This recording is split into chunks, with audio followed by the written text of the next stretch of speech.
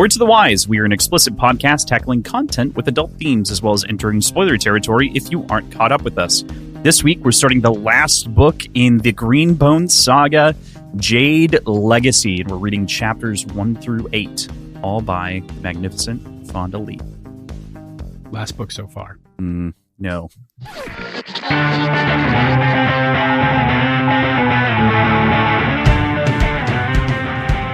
Hey there, this is Cross. I'm PJ. And I'm Ben. I'm Aaron. And I'm Thomas. And we are Words and Whiskey, a podcast for veteran and novice readers alike. We tackle fiction novels and love to talk about what we're drinking. You should think of us as your intoxicating weekly book club. Got a nice breakfast intoxication going today. It's a brunch party. We're having a brunch party. Girls, let's go to brunch. Fucking love brunch. Spill the tea. Me too. Give me the hot goss. I think in my dating profile from a while ago, I had hiring a forever brunch date as one of the lines. Nice. Yeah. Did that work? Yeah. No. I remember getting commentary of like, where's the application? But, that was the, yeah. You're like, on my dick. Okay. Whoa, Aaron, that's That's extreme. It's 11:30 in the morning. I think that's illegal now. I remain unchanged by the daylight. Unalterable. Ineffable. Yeah. Yeah, you can tell I have never been on a dating app before. Success. A common response to that type of thing Yeah. on a dating app. That's the opposite. There you go. Maybe I belong there. Bye, John. I think you'd fit in. Just doing research. It's for a book, I swear. So today is our first episode. We're going to be talking about chapters 1 through 8. And our featured cocktail is one that we're all having together. I think for the first time on this show, mostly all. Sicky out over here is out. But we're all having beer mosas. Mm-hmm. Anyone have a preferred beer for a beer mosa? Cross, is yours in a steel cup? It is. Just it keeps it colder. So it's like... Guys, Hydro Flask for brunch. Drinking. I like any beer, but cheap beer works well. Tank 7. Domestic beer. Tank 7, though. That's pretty good. Yeah. And then you get twice as drunk. I was going to bring some pineapple juice, too, but I forgot. And pineapple juice. That'd been good. Beer and pineapple juice, great. Mm-hmm. How about you guys? It's actually a good idea. Never tried that. Mine we call it is Nancy, where we went to college. Offensive? That's offensive. That's offensive. So, is it? Do people named Nancy? The way you're saying that is offensive. I've been on TikTok all morning. My brain's melted. So I made mine today with Boneyard Brewing's Crooked Pilsner. But Wow. if I would have like a go-to beer for beer mosas, it's strictly driven by nostalgia and like what I used to do in college, which was either Hams or PBR. Yeah, I feel like cheap beer. Yeah, it's like bubblier, maybe. Like, good. It's why waste a nice beer? Yeah, if you're gonna put orange juice in it, we would smuggle them into the cafeteria in college and have them with breakfast on Sunday mornings. Didn't you, Ben, for my husband's bachelor party, they rode the train and they like bought out the whole train snack stand of all the orange juice. Orange juice, yeah. Hey, someone's got to do it. We had an 8-hour train ride to Chicago. I did. Yeah. Buy all the orange juice. Everyone was very trashed by the time we stepped off that train. I'm sure you weren't all really annoying to the fellow passengers. I think we were okay. Amtrak. We were in the loud car. Harry Potter style. We did get some looks. Was it a loud car before you entered? Got him. They look around like, this is okay. It's the loud car, right? Yeah. Looking at themselves. Yeah. I'm having mine with a Corona. Are you also drinking coffee? No, it's tea. But you're doing double fisting tea and beer mosa?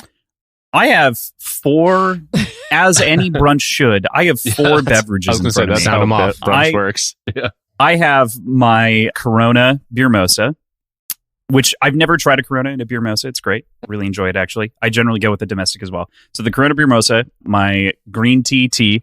I had the shot that we had for the Devil's Cut, and then water, of course, in my other hydro flask. What kind of Like shot that. y'all just take? You sneakily did it. I took tequila. I don't think I can after. The tragedy of which you can hear on the Devil's Cut. Ooh. The Greek tragedy. PJ, what shot did you have? Mescal. Okay. All right. So we're both in the same Smoky. camp. Yum, yum. Thomas, did you have Drinking something? meat. I have, technically it's cold brew from the coffee shop right down the street from me. It's so mild though, it's basically iced coffee, really, realistically. It doesn't gives you the energy of cold brew without the jitters and like the bees in your brain. I had Manic the energy. barista do a little caramel swirl in there for me, and then I put some oat milk in it because, I'm helping the planet, get my fiber intake as well. That's nice. A little multitasking for you. Then water with ice in it because I'm feeling a little fancy today. You're the sober cab. That's what we're gonna say for this brunch. I am the designated driver of this podcast. Yes. Right. All right. Oat So farmers have go to ahead. have really tiny fingers, huh? I would imagine they're just fucking squeezing the teats of those oats. is the teat in the center of the oat, or is it on the outside? It's on the Like, top. where does one find? It's on the top. All right. So before we talk about the chapters, PJ, Ben, Aaron, what'd you think of this week's reading? What do you think of starting this last book in the trilogy? The vibes are bad. That's it. Somebody has poisoned the well. Mm-hmm. No peak has no peak. It's bad. This was Only lows. yeah. I thought we were going to be in a happier place. Barrow's doing good. Anden seems like he's doing okay. He's like the only one though. And I'm pleasantly surprised with the time jump. I figured it'd be another 10 years. I figured the Hilo's kids would be in their teenage years by the time we got back to the What is it? It's like 3 years. like an Avatar type. I think thing. it's 4 years since the end of the book. I think. Trade war. I think it's 1 year. Is it 1 year? So Morrow, 1 year and a month. It's been 4 years since Morrow died. It's 4 years I thought- but Jaya's still a toddler, so it can't be 4 years. Okay. I think like a year passes between Morrow's death and then the end of Jade War. Okay. So I think it's Okay. been 2-3 years. About. I think Gotcha. at least in the first couple chapters, it's been 2-ish years, maybe 2.5, because Anden's in his first year of med school and like graduating or something. And then they talked about the first year of Wen's recovery. So I think we're year 2, like Mhm. the end of year 2 of that. Okay. Yeah. So I'm confused on what the time marker is at the beginning of each chapter. You I was a little will confused discuss. about that as well. Yeah, definitely. I mean, this is a fine place to start that discussion, I think, right? So, Yeah. what do you... Fine place to have it because we'll have it throughout. You ignoramuses, if you will. What do you think that means? A little time I feel like it's delineations. from Hilo becoming Pillar, maybe? the 6th year, first month. Yeah. I thought Lon died like 10 years ago. No? No, I don't know why No, I had that in for my sure head. not. you're crazy, Was man. it 6 years ago? 6 years and 1 month ago? I'm not gonna lie. I only listen to the audiobook, and they don't read that part. They do. It's really quick Oh, Jesus. Yeah. because I listen to it too. Ha! Well, is that only Ah, on I'm chapter? doing your homework. Is that only It's on only chapter on- 2? It's only on a 2, couple and then chapters. it's updated later on, I think 5. Yeah. Yeah, because we get a little bit of a time skip. We get a couple Whose months chapter skip. is 2? It's a 2 Hilo is chapter. Hilo Call. Shoodown. It's the Hilo chapter. That Yeah. has to do with Hilo. I was thinking it was since he became Pillar. You guys know? Are you toying with us? Kind of like it's a little vague. And then like the it's 6th not year, it's not really 4th like there's a month. so 6 year first and then 6 year fourth are the 2 that we get. So we're counting up. Mm-hmm. We're not I going didn't know back if it in was a time. countdown to when all of the No Peak family is destroyed. Time moves forward. Dies. The tragedy. That would be a cool, like, literary device. Just put a random time countdown and not say what it is until I it don't know what expires. it That'd be is. cool. Chuck Palahniuk did that in Survivor Type, and it is it's instead of a page counter counting up, it's a page counter counting down until an event happens, and then the page count starts going up after that, which is that's cool. Fucking crazy. Anyway, I mean, that's kind of cool, but really difficult if you're trying to tell somebody where to go in the book. Like, go to page 17. Well, which page 17? Fair enough. No, I think at the very least from the preliminary read, it feels like it's close to just the start of the story, right? With Lon to begin with. That could be the distance between Hilo taking the pillar ship or otherwise, but it's definitely using somewhere in Jade City as the starting marker. Okay.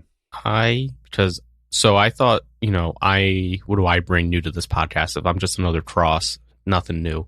So I did not reread the full book before starting this one because I think it's like a nice little wrinkle on your formula. If Cross knows literally everything and I'm like halfway in between you guys piecing everything together. And so I took it as like the start of the war is that when that countdown, which obviously coincides with Hilo becoming pillar. So I think it's a little, we don't know yet. Yeah. It's ambiguous between the death of Lon and the Hilo assuming the pillar ship, I think, is the way that it's intended. So yeah. Very good. But it gives us a timer now. And now this is also a new literary device of like, all right, I'm not just going to do context clues in the text to tell you how time has shifted like the end of Jade War was, where it's like, it's been X number of years. Here's your physical line in the sand when time changes. Mm-hmm. So does anyone have any feelings about that? Any thoughts, any predictions, any moves? Mm-hmm. Not yet. About why we're doing that? Yeah, I don't know. So I think even if there's no explicit reason for it, like I'm guessing there's going to be, but one thing I was a little bit frustrated with was the changes of pace in the previous book and how quickly you could just have a year-long jump and kind of miss it. So I like that I missed a lot of them. Actually a counter just for the sake of clarity. To give you time to tell you. Right. Yeah. Cool. Let's get into Chapter 1, Clanless. We open, for the last time, with Barrow's criminal activity, this time in the double-double. With a much more carefully laid out plan, his Orticon buddies roll out gas grenades onto the floor of his employer and spray paint "The future is clanless" on the door, before successfully making their way outside and completing what is an act of vandalism. Of all of the Barrow intro chapters, I think this is my favorite. And some of that just has to do with the way that he's grown and become more competent, I think. Yeah.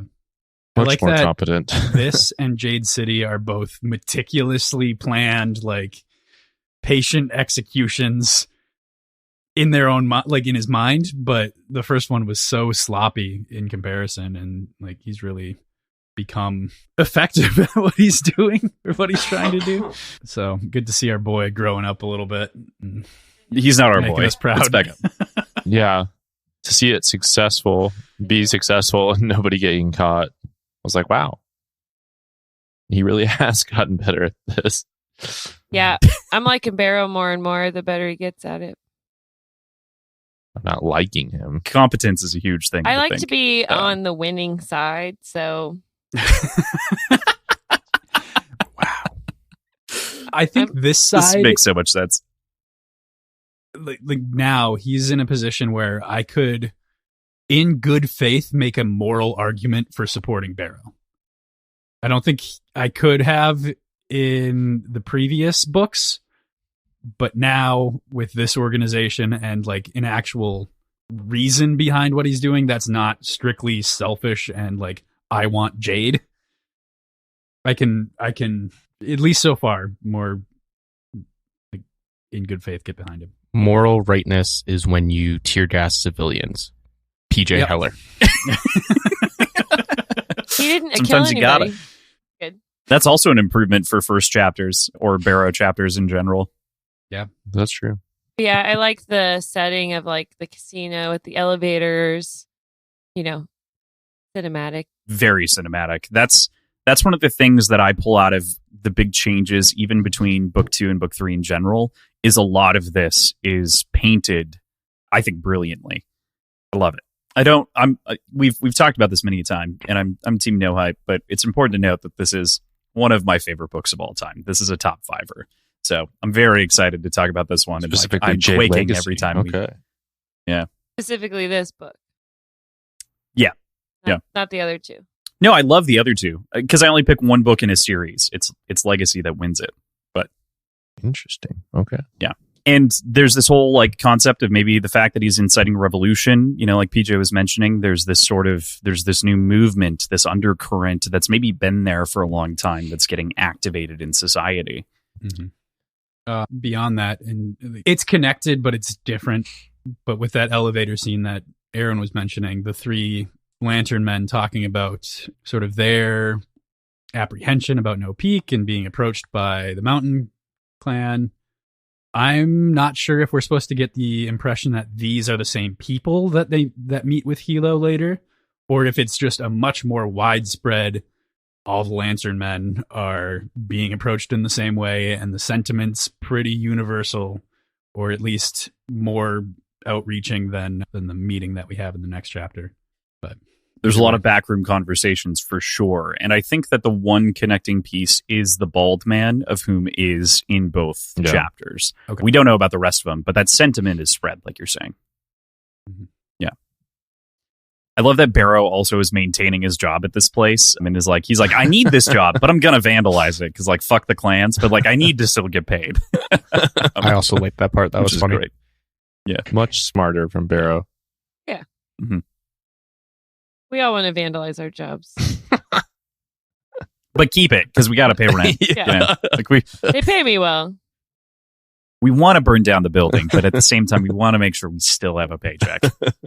There's the final line, too, and it's sort of the modus operandi of sorts for this group that we'll learn more about later, too. But the future is clanless is such a strong way to start this book and to, like, put out that statement. It was something that Marrow talked about in the last book, being that, like, going into the future, are the clans going to have as much impact in sort of dramatic fashion? What do you guys make? What do you guys think? Where do you think we're headed? Kind of like the English monarchy. The future is queenless and kingless. Yeah, it's interesting. It's like, especially with outdated. The book being Jade Legacy, it seems like we're kind of in a battle now for like what it means to be Greenbone and to be green, and like how Jade is going to be used in the future. It seems like whether the clans are still going to be able to have control over it, that's the worms are starting to come out of the can on that one. I feel like they're losing control of Jade and how it's being used. And so now that it's becoming much more of a worldwide thing, like, what does it mean? And do we even need clans anymore? Are questions that people are starting to ask. So it'll be interesting to see how both clans go against, fight against that. It seems like the Mountains is enabling it, which is interesting because it's like they seem to see the future and realize that is the way of the future and that's where things are going. So they're just trying to have as much control as they can, but that No Peak is keeping a much more traditional viewpoint on the situation. And that's where it's like, it's hard to keep that in the box at that point. Do you think the Mountain believes that sentiment, or are they using it as a means of villainizing No Peak without any intention of actually upholding it? Right. I think they still want to have control, but it's going to be as a different iteration. Like, they're going to be wholly different. They're not going to be an old style clan anymore, I don't see. So they're kind of just, they're not necessarily embracing that sentiment, but they're like morphing with it, I guess, or trying to roll with that tide. Roll Tide. Roll Tide. No. Was that your ad that you wanted to add in? Yeah, that's why I had my hand raised. I knew Aaron was going to say Roll Tide, so I was preempted. Prepared. To me, Arkansas. What's interesting is that Alabama. when we first meet Barrow, so like you read the back of the book and it's like, oh, there's these ancient Greenbone clans, blah, blah, blah. And then you meet this low-life criminal and you're like, oh, okay. So the story's going to be about him overthrowing these clans. And so I kind of thought initially that's where this all was going when I first met him, because I went in relatively blind. And then by the time you get to Jade Legacy, you're just like, fuck this guy. So that I didn't care at all. Like I cared, and so far, like it moves the story, but I was not rooting for him or giving this clanless movement any like moral weight or anything. I was all on No Peach side. While in fact, he is also the guy trying to overthrow the clans. Like he is that farmer boy, effectively, that most fantasy novels would make your protagonist. But he's just a little bit more vile and disgusting because that's the society that we're in, which is kind of a fun, parallel to general fantasy. Yeah, great point. Yeah. As far as like their marketing go, the future is clanless is very catchy, easy to remember, and like will draw like people something. in. What's it similar to? I don't know. It sounds like something. Maybe it's just catchy, but it sounds familiar. I don't know. It reminds me of like Who's Watching the Watchmen. Is it very similar? Yeah. Good call. In Red Rising, the future is sigilless. I don't know if they say it like that, but there's some of that vibe going on. Oh, like the future is female. The future is female. That's probably what it is. Of course, these boys didn't think of that. Of course not. We're not there yet. Keep in mind the timing. I feel like somebody said the future is colorless at one point. That might be what I'm thinking of. Red Rising. Cool. Yeah, but it's, future is as easy to, tag together as a line, but the future is clanless works really well here. I did want to tie back into something that Ben was saying. I feel like the Mountain is promoting nationalism in a big way. Like they are sort of the staunch walls, keep them all out, despite having that sort of that obvious hypocrisy, wherein No Peak is trying to push them further outside of the boundaries, right? And they're like, okay, well, what's the future of a Greenbone clan look like? We can't just keep making money here and stay independent. Right. Yeah. Yeah. What's Aitmada's end goal here? I think it is to change the clans for good. Yeah. I could see her vying for like control of the country, over the like actual federal government, and like overthrowing the king. I wouldn't put it past her. But like, why would she want to?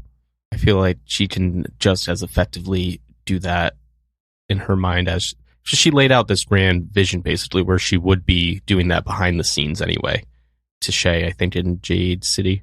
So like, why even bother when you can just rule behind the scenes?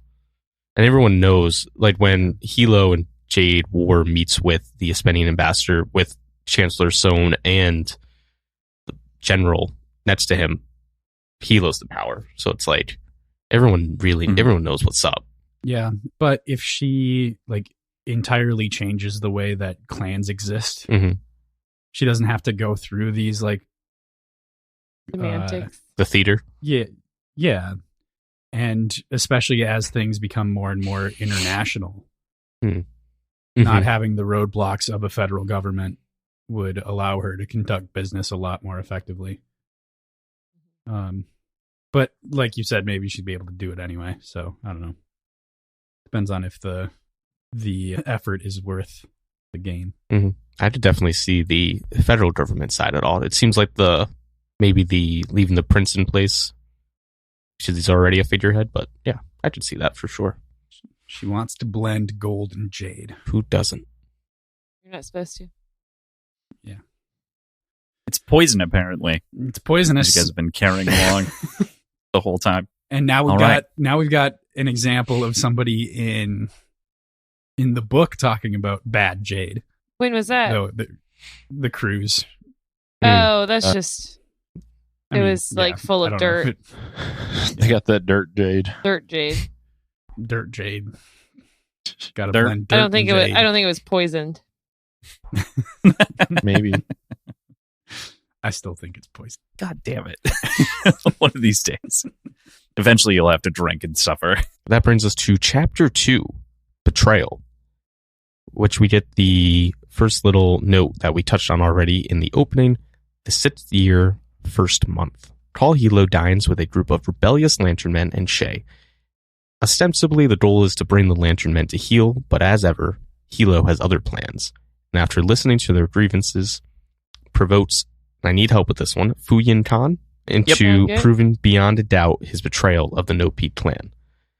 The affronted Lantern Man offers Hilo a clean-bladed duel and when refused, attempts to assassinate the Pillar before being killed. He and Shay argue over the incident before Hilo leaves, heading to the Lilac Divine Gentlemen's Club before returning home for the evening.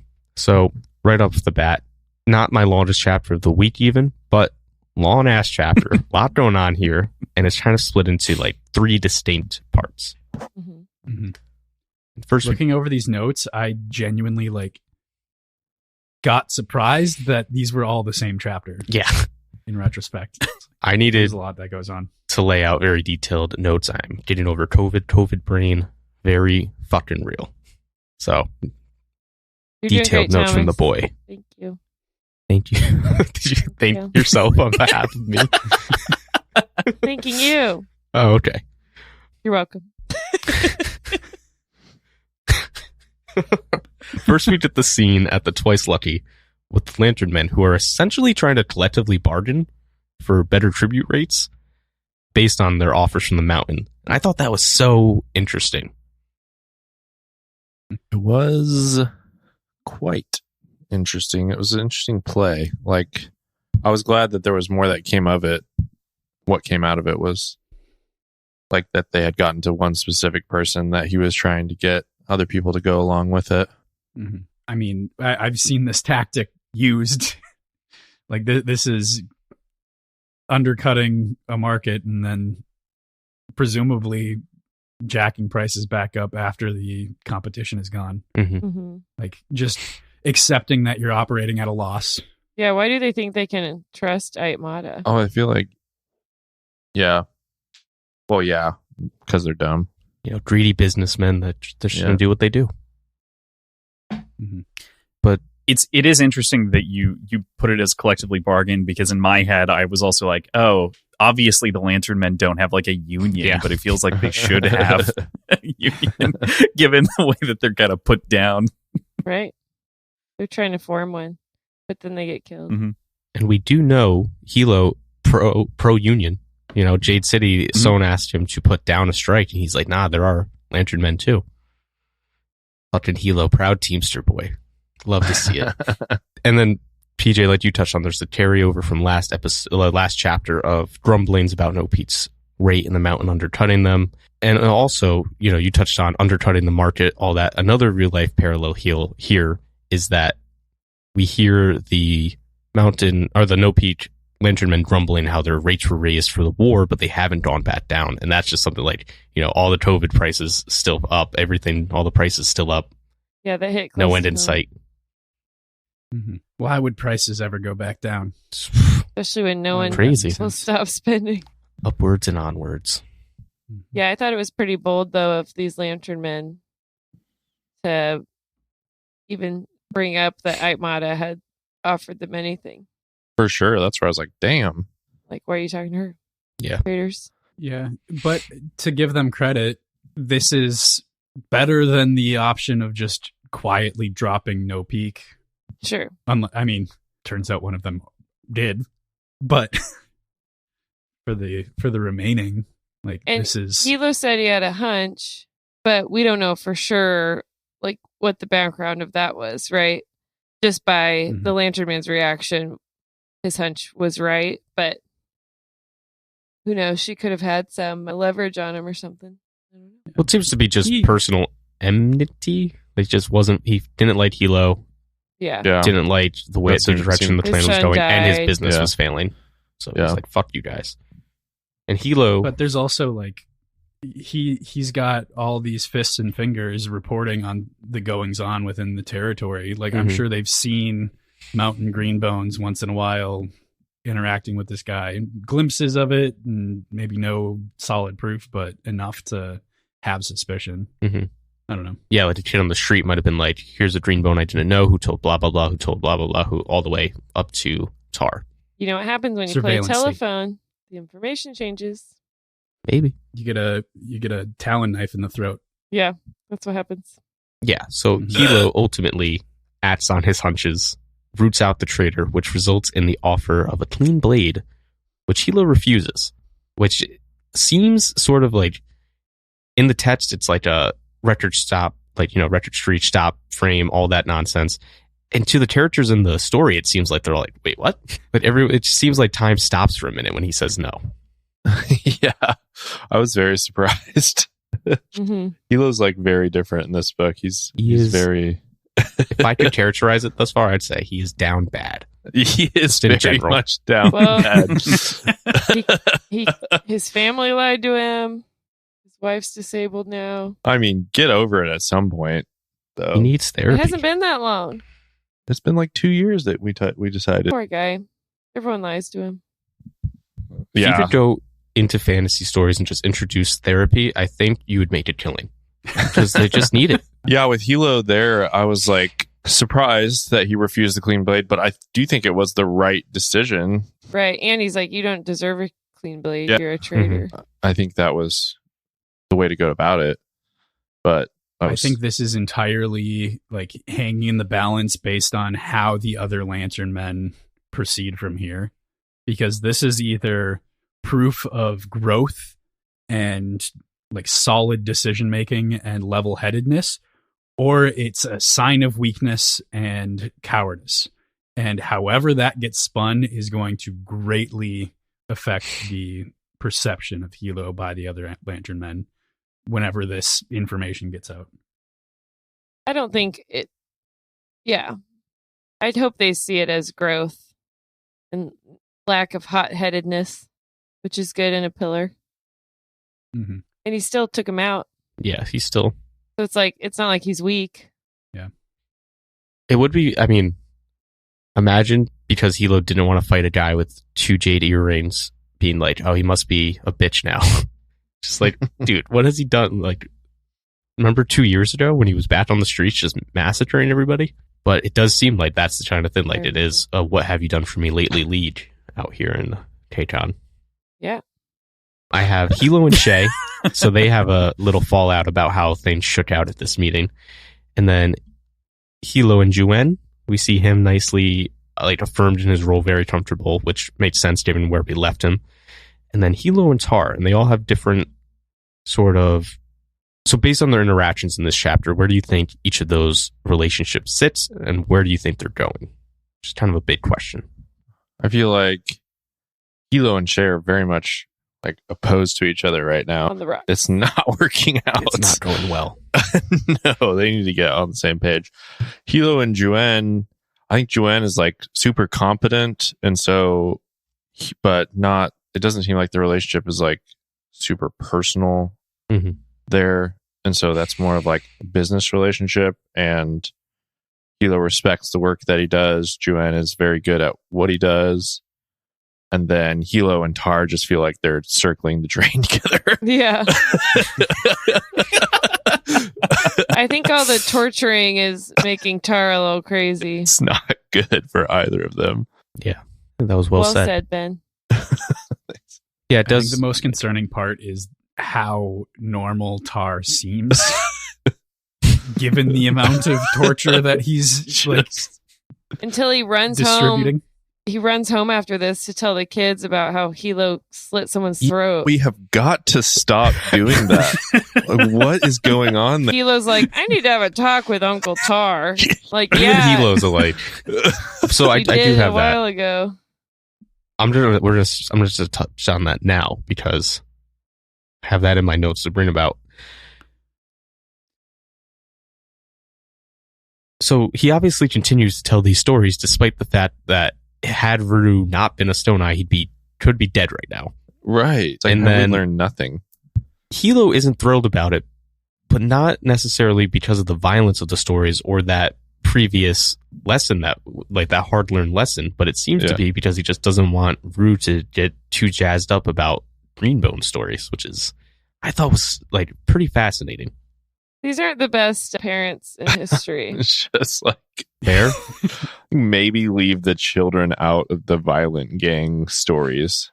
But I'm sure Hilo and his siblings were also brought up with violence, so he probably doesn't think it's a huge deal. Yeah. You think Carlsen wasn't recounting the most vile war stories? Yeah. And I mean, my even impression their of dad. this. Oh, I was just gonna say their dad was, killed. Like they had to understand that at a young age too.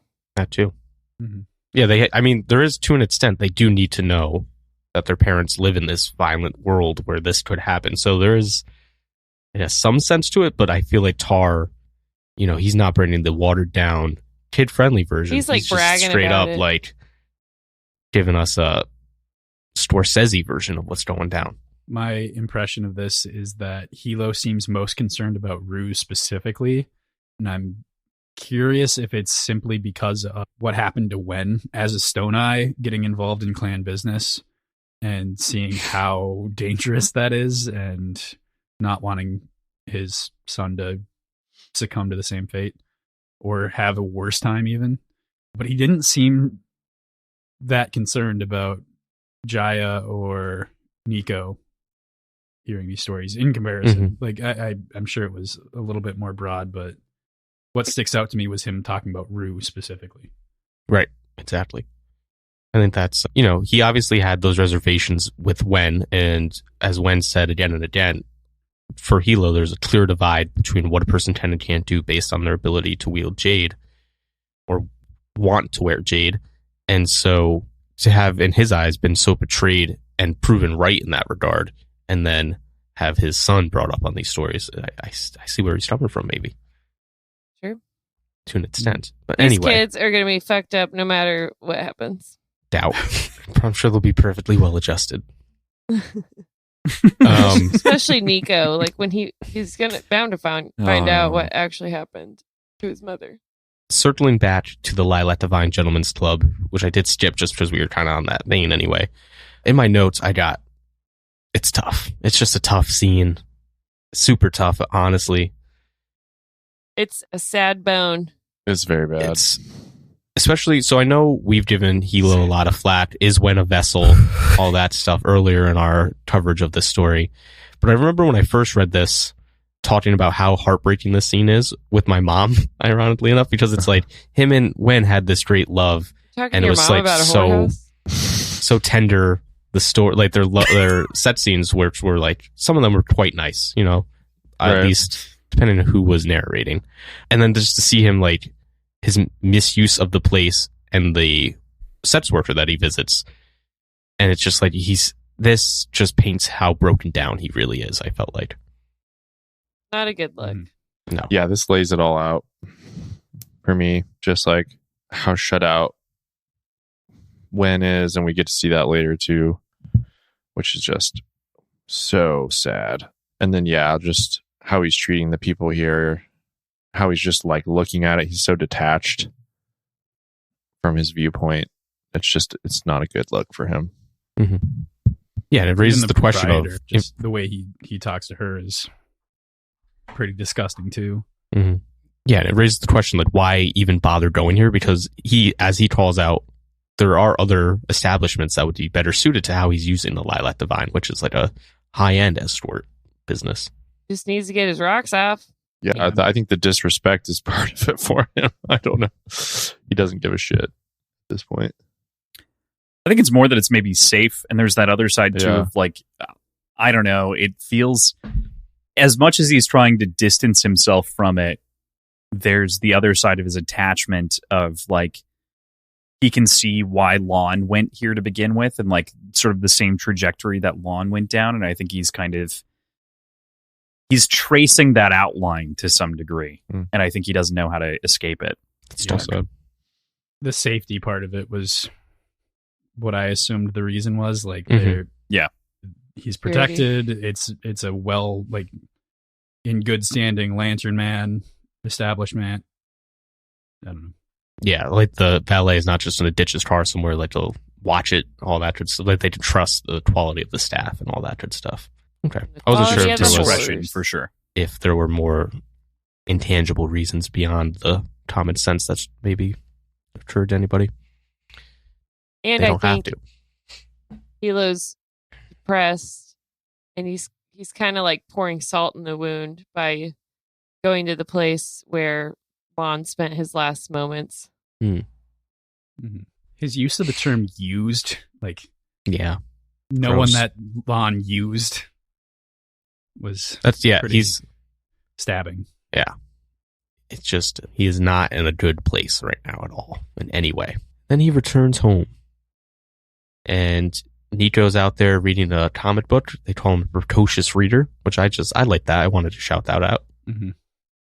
Yeah, that's a good word. But also, this pointed out the difference between Nico and the other two kids. Mm-hmm. And maybe it's his age, but seemingly it's more like he's less excitable, but more bookish, more focused. Mm-hmm. Yeah, shouting out the nature versus nurture stuff going on. Mm-hmm. We see Wen. I don't want to talk about it. And we get more later, so we didn't talk about it then for her chapter, but she's recovered somewhat from her injuries. Experience? Yeah. I don't know how to phrase it. Her being attacked by the crew. Resurrection, nice, yeah. But yeah, like cross wishes, we'll touch on that more later in Wen's chapter. But we just see Hilo's reaction to his wife and former, I put in question marks, with a question mark, love. Where do we think that goes? And just like, what were your guys' gut reactions to reading that? I think Hilo is pissed off, and Hilo's one of those people that's like, cross me once, you're cut off. Yeah. Mm-hmm. So he's only maintaining the relationship, I think, because of the love he used to have for her and for the kids. He is fully does not love her He's anymore. just like mad at her. Can't let it go. It's And the like more she suffers, the more he's like, well, it's your fucking fault. it's fucked up is what it is. And it's totally in character with him. Because he did He's the same. like, He didn't. Wish you would have died in there. That was Shit. fucked. I don't think he says that, but yeah, that's tough. There's so like with Shay, he didn't even think of, like, I'm sure he thought about it, but like he didn't even react to her being brought up for years around Lon. And then with Anden, kind of similar, not quite as long it seems like, but took him years to even begin patching that wound up. And then here, he didn't have any time to kind of even think on about it because his wife comes back horribly disabled for now and has to recover, and he has to like be there for the children. He has to like root for her to recover, obviously, and he has all these conflicting emotions. And so it's just, he doesn't have, and you know, we can get into it more later as well, but there's just, it's a horrible situation all around, and he is not the best equipped person to deal with it. Yeah, I have a lot more to say later, but I'll save it for the later chapter. It's interesting just to talk about it too from this chapter. Hilo's perspective versus the Wen perspective that we get later, I think is fascinating in its own right. And sort of the way that Hilo tries to tackle, I don't know that he's trying. He just is sort of dealing with and living in the sort of shit of the situation, wherein we'll talk about this when we get to Wen, but she's trying to overcome it and like push through to make things normal. Yeah, but he needs to contribute. He needs to rally. Yeah, exactly. He needs to He's just treat not her engaging like or a trying. competent person. Like he seems to treat her strictly as a burden and a cripple, as opposed to like having the same mind. Sorry, PJ. This is where the therapy would help him work through his emotions. He needs, and then also like, I feel like even if Ken was around, you know, he just needs someone to be like, hey man, suck it up. Like shit happens. And right. His relationship with Shay is shattered. His relationship with Wen is shattered, and she can't even speak to him at times. And Ken's gone. Lon's gone. Yeah. Tar is a fucking mess. Fucked. Anden, their relationship already was shattered and is now being repaired. And Anden is associated with this betrayal too, so it seems like that's probably murky. He just needs someone, and he doesn't have them, which was the whole point, the whhole strength of No Peak. Because his name was mentioned a couple times. Pronunciation of Ken's name changed in this book by the audiobook. I'm assuming by at Fonda's kind of suggestion, but it really threw me off. I don't know. I say Kane. Yeah, Kane. There was one other word he said differently too, and I don't know if it's at Fonda's suggestion. Like even the infallible TGR would like change the way he said things between books, and you're like, he said servo a few times. Yeah. I think it's just the time between, and they're, you know, these narrators are doing other books and they're not going back and listening to themselves. So That's fair. I think it's probably just a mistake. I thought it was a mistake, like just a one-off mistake, and then he just kept doing it, and I was like, what the fuck? That's just my So assumption. I've listened to an interview in which she said she did have him correct. So it is Kane? Pronunciation. Interesting. Yeah, it is Kane. Why didn't you warn us? Kehn. I'm saying Ken. I mean, I'm also going to continue to say make Ken just because I think that's the way it appears to me. Not A. That's so weird. Just like Phonetics. the A sound is Any, like EY. So I would have assumed it'd be EYN or any other. But then at the same time, Kia or Kaya. Yeah. No, that does match. Kaya. Yeah. Interesting. Anyway. Good question for Fonda. Yeah. When we get there. Why the What the fuck did you spell it that way then? Fonda, Okay. if that's how you say your name. Lee? Is it Lay? Anyway. L-E-H. I do have a quote that is just very, very sad to read. Now I don't want to because it's really sad. Brutal. It broke Hilo's heart every day to see Wen so feeble and incompetent, to hear her speak with such ponderous difficulty. He'd had to leave the room at times, unable to bear seeing her driven to helpless tears of frustration by her inability to do something as simple as complete a sentence that was perfectly formed in her mind but would not come out correctly.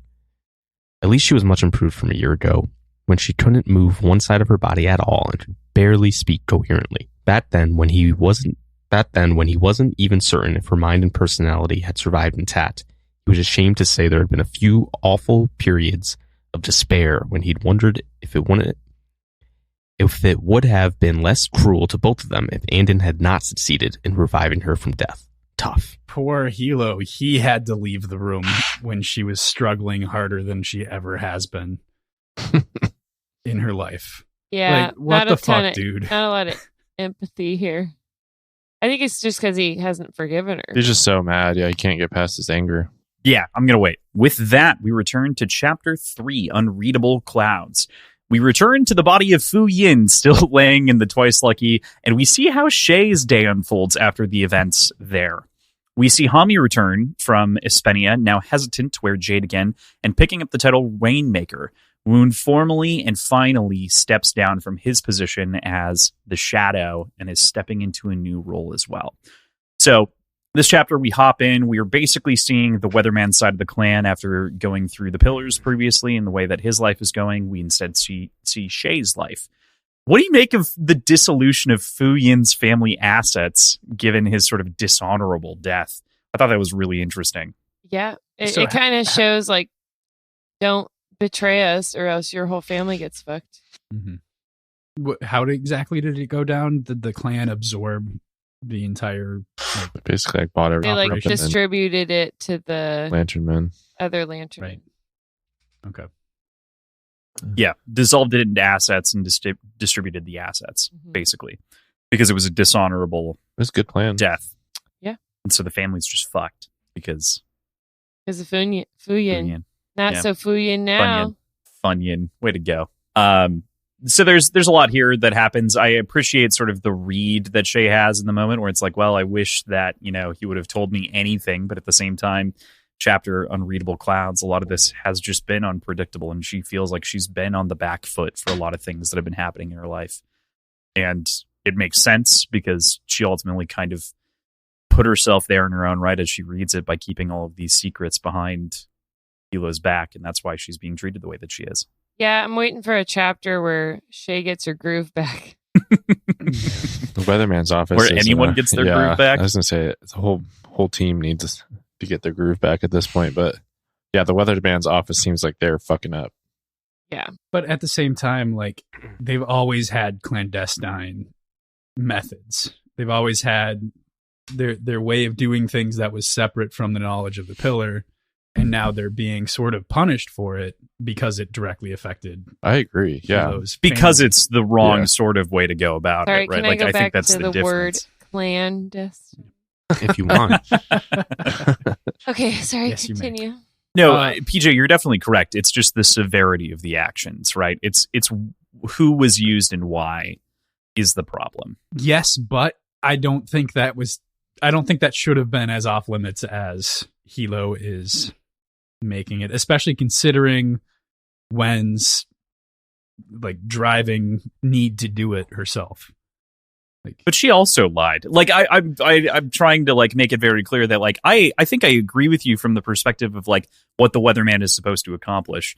But I think there's a severity to the actions of the people that are closest to him that do ring as true betrayal. And I don't feel like he's wrong in feeling that way. I think he's wrong in the way that he's reacting, but it's in line with his character. So yeah, I agree. I guess where I'm coming from with it is that either something needs to change in the way that the weatherman's office interacts with the pillar, or the pillar needs to put it aside and like have better relationships for the well-being of the clan. Like one of them has to concede, and both of them are kind of trying to just bullhead their way through without changing. Well, and like Shay just doesn't have a lot of options. She's just like kind of at Hilo's mercy for some of it. Like unless he is gonna give them a chance ever again, then it's kind of like, what can I do? I can only say sorry so many times for what happened. Mm-hmm. So I wanted to say it feels kind of like they need to fight, and I know they did fight already, but I wonder if Nico hadn't interrupted the fight as horribly as it would have gone. I don't think anybody would have been killed. I wonder if that would have been better, if the relationship would be in a better place now if they had let that come to a head, I guess. Sort of rage manifest at the end of the book. Yeah, maybe he needs to let it out. Hulk out, Hilo. So it's Nico's fault. Yeah. Fucking kid. Fucking kid. Got his mom killed too. Still interfering. Yeah. Yeah, I guess just as kind of I think it's because it's family. And I think explicitly when we compare the chapters near the end of Jade War, we see that Hilo has really changed his opinion on, like, clan was family forever, and now family is family and something to be protected and preserved, as he was talking about back in Jade War, and the reason that he doesn't care that Rue's a Stone Eye, and like it's just like these are still my like precious gems that I'm really here to protect. And I think that's why he really feels so betrayed, is that he's come around to this, but he didn't necessarily communicate that as cleanly, maybe, and just didn't expect that. It's not to say that everyone didn't act of their own accord and volition, and like Hilo should have expected them to like want input, or for like Wen to throw her weight around, as she should, because she's very competent, but not being told, I think, is the problem. Well, he would have said no, so ask forgiveness, not permission. Do you think it leads to the disabling of your wife and potential death of your cousin and death of one of your closest allies? And I don't know. I understand. As getting back to the weatherman's office, Hame returns and is replaced overseas by Tarun, and everything is going really well over there outside of this, quasi snafu that we were just chatting about. What do we make of Hame's return to office? Hame Tumashan. He's what? He's gained some weight. Yeah. I think it's the not wearing jade is really interesting. He seems to like the new role, and he's not as resistant as he was in the beginning. Yeah, that's well said. Yeah, I did think like the most interesting thing was him not choosing to put his jade back on yet. Mm-hmm. Yeah, he's not like desperate to put it back on. He seems like he kind of likes right not having to deal with that. Yeah, that really highlights for me the changes that the clan has gone through since Shay returned, and how sort of ostracized she was for the idea of not wearing jade in the first place. And now an official of the clan giving the statement of, it's totally up to you. We've got use for you either way. Wear jade or don't, your call. Is great progress in this respect, but I'd be curious if Hilo would hold the same, like if he's changed his mind in that respect as much as Shay has. And obviously Shay changed, like, not that Shay changed her mind, but the fact that she's in a position where she's able to use that power for that sort of affording that opportunity to her people. It's also That Tommy's really logical. He's like, well, I'm going to have to go back and forth. So yeah, why even put it on when, he's not like a fighter or anything. Mm-hmm. He's also like it seems to him. He's also, he's like, look at me. I'm a little out of shape. If I put this on, I'm a target. So I gotta get ready to even put on Jade. I think there's something to be said about Jade and him taking it off having mellowed him out too, because he always seemed very intense. And now he's a little bit more relaxed in more ways than one. We've been talking about the weight that he's put on, but it seems like he's also no longer that sort of, and I don't mean like he was very sharp and short before, and now he's a little bit more, I don't want to say like reserved or anything like that, but he's a little bit more, I don't know, just there, friendly even. He's just chilled out. More reasonable. Yeah. Plus he's got a cool new title. The Rainmaker. Is that dope? Is that like a term? Isn't that a sports term? Can be. Or boxing? It can be, yeah. Is that boxing? It's also generally it's used in gangs and clans as well. So like it also fits. Okay. Yeah. Regarding Hami, do you think his change in demeanor is because he is jadeless, or just because of, he's more secure in his professional life now? He spent this time in a foreign culture that is much more chill than K-Con. Yeah, he seemed to enjoy his time in Espinia, learn some things. PJ, what do you think? You're cooking. I don't have anything. You don't think that it's Jade or like the culture? I don't know.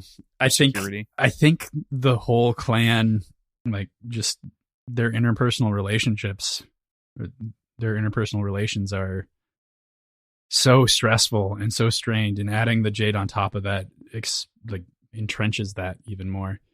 And yeah, because you're so aware of every single thing and all the auras interacting and all that. Yeah, it heightens everything, like including stress. So I would assume, I think it's a combination of not wearing Jade, spending more time in a different society that's a little more lax with that type of thing. And you can see that with the Espenians. They have their pseudo clan in South Trap, but they're still much more lax. And just over time, that's the sharp edges get worn down. Right. And I don't know.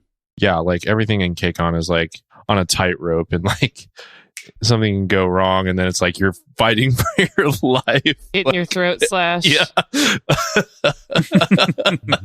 So the conversation goes wrong and you're dead. Yeah, not having to deal with that, or not being so heightened and stressed all the time, and having to watch your back, and having to watch the way you interact and the things that you say, and who you're talking to. You have to know that person and what they stand for and who they are, especially the higher up you are in the clan, the more people you deal with, the more people that want you dead. Right. It's so yeah, I think he's enjoying that. It makes sense. It would make sense. You get a break from that and you're oh, this is not so bad after all. And I can still help my clan, but I don't have to have that added layer of heightened awareness and stress of every single thing. This is jumping ahead a little bit, but a contrast to that would be Anden, who has been referred to as too green for Espenia. And even after his years spending time there, going to school there, being immersed in the culture, can't wrap his head around the idea of putting anything above family.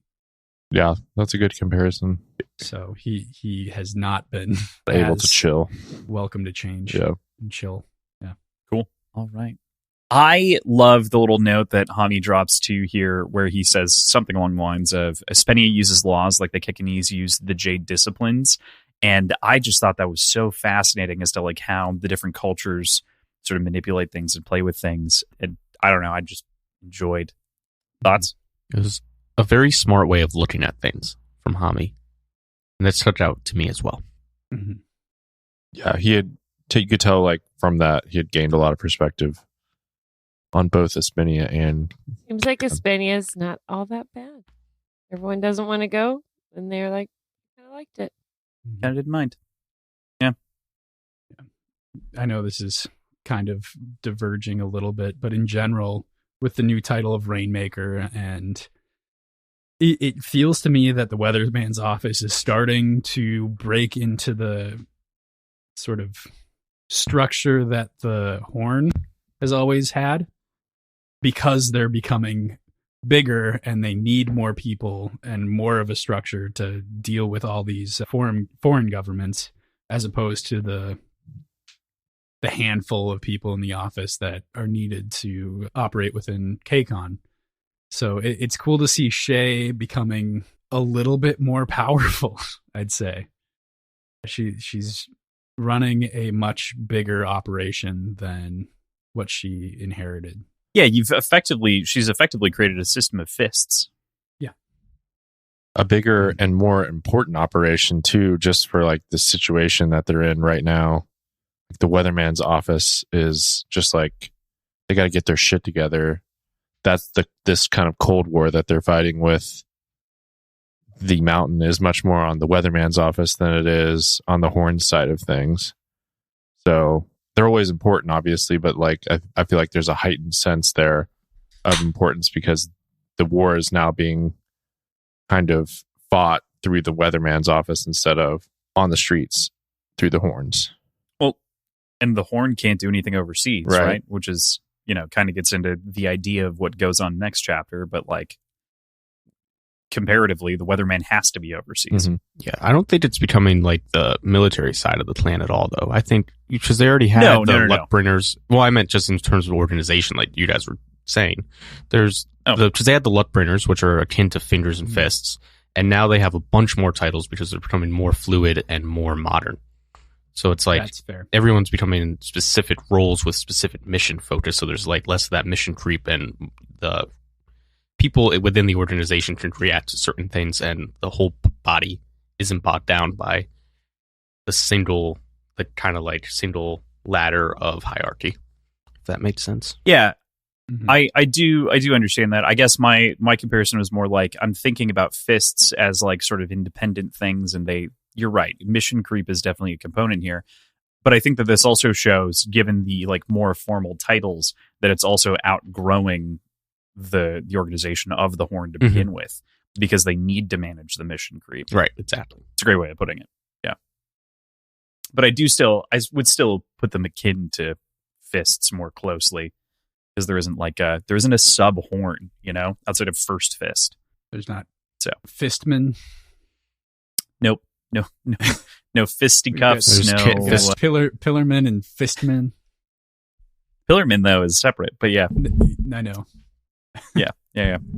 We first hear about Kaya, Woon's wife, and the fact that she had another miscarriage, and sort of the way that weighs heavily on Woon and what he wants in sort of work-life balance, or what he's maybe I'm putting too much weight there. What do you think about Woon and his choice? Seems like he's not liking the shackles of marriage. Oh, I was getting the vibes like immediately with Woon and Shay. I feel like when you have to be like, I think the miscarriage weighed heavily on her, and me too, of course.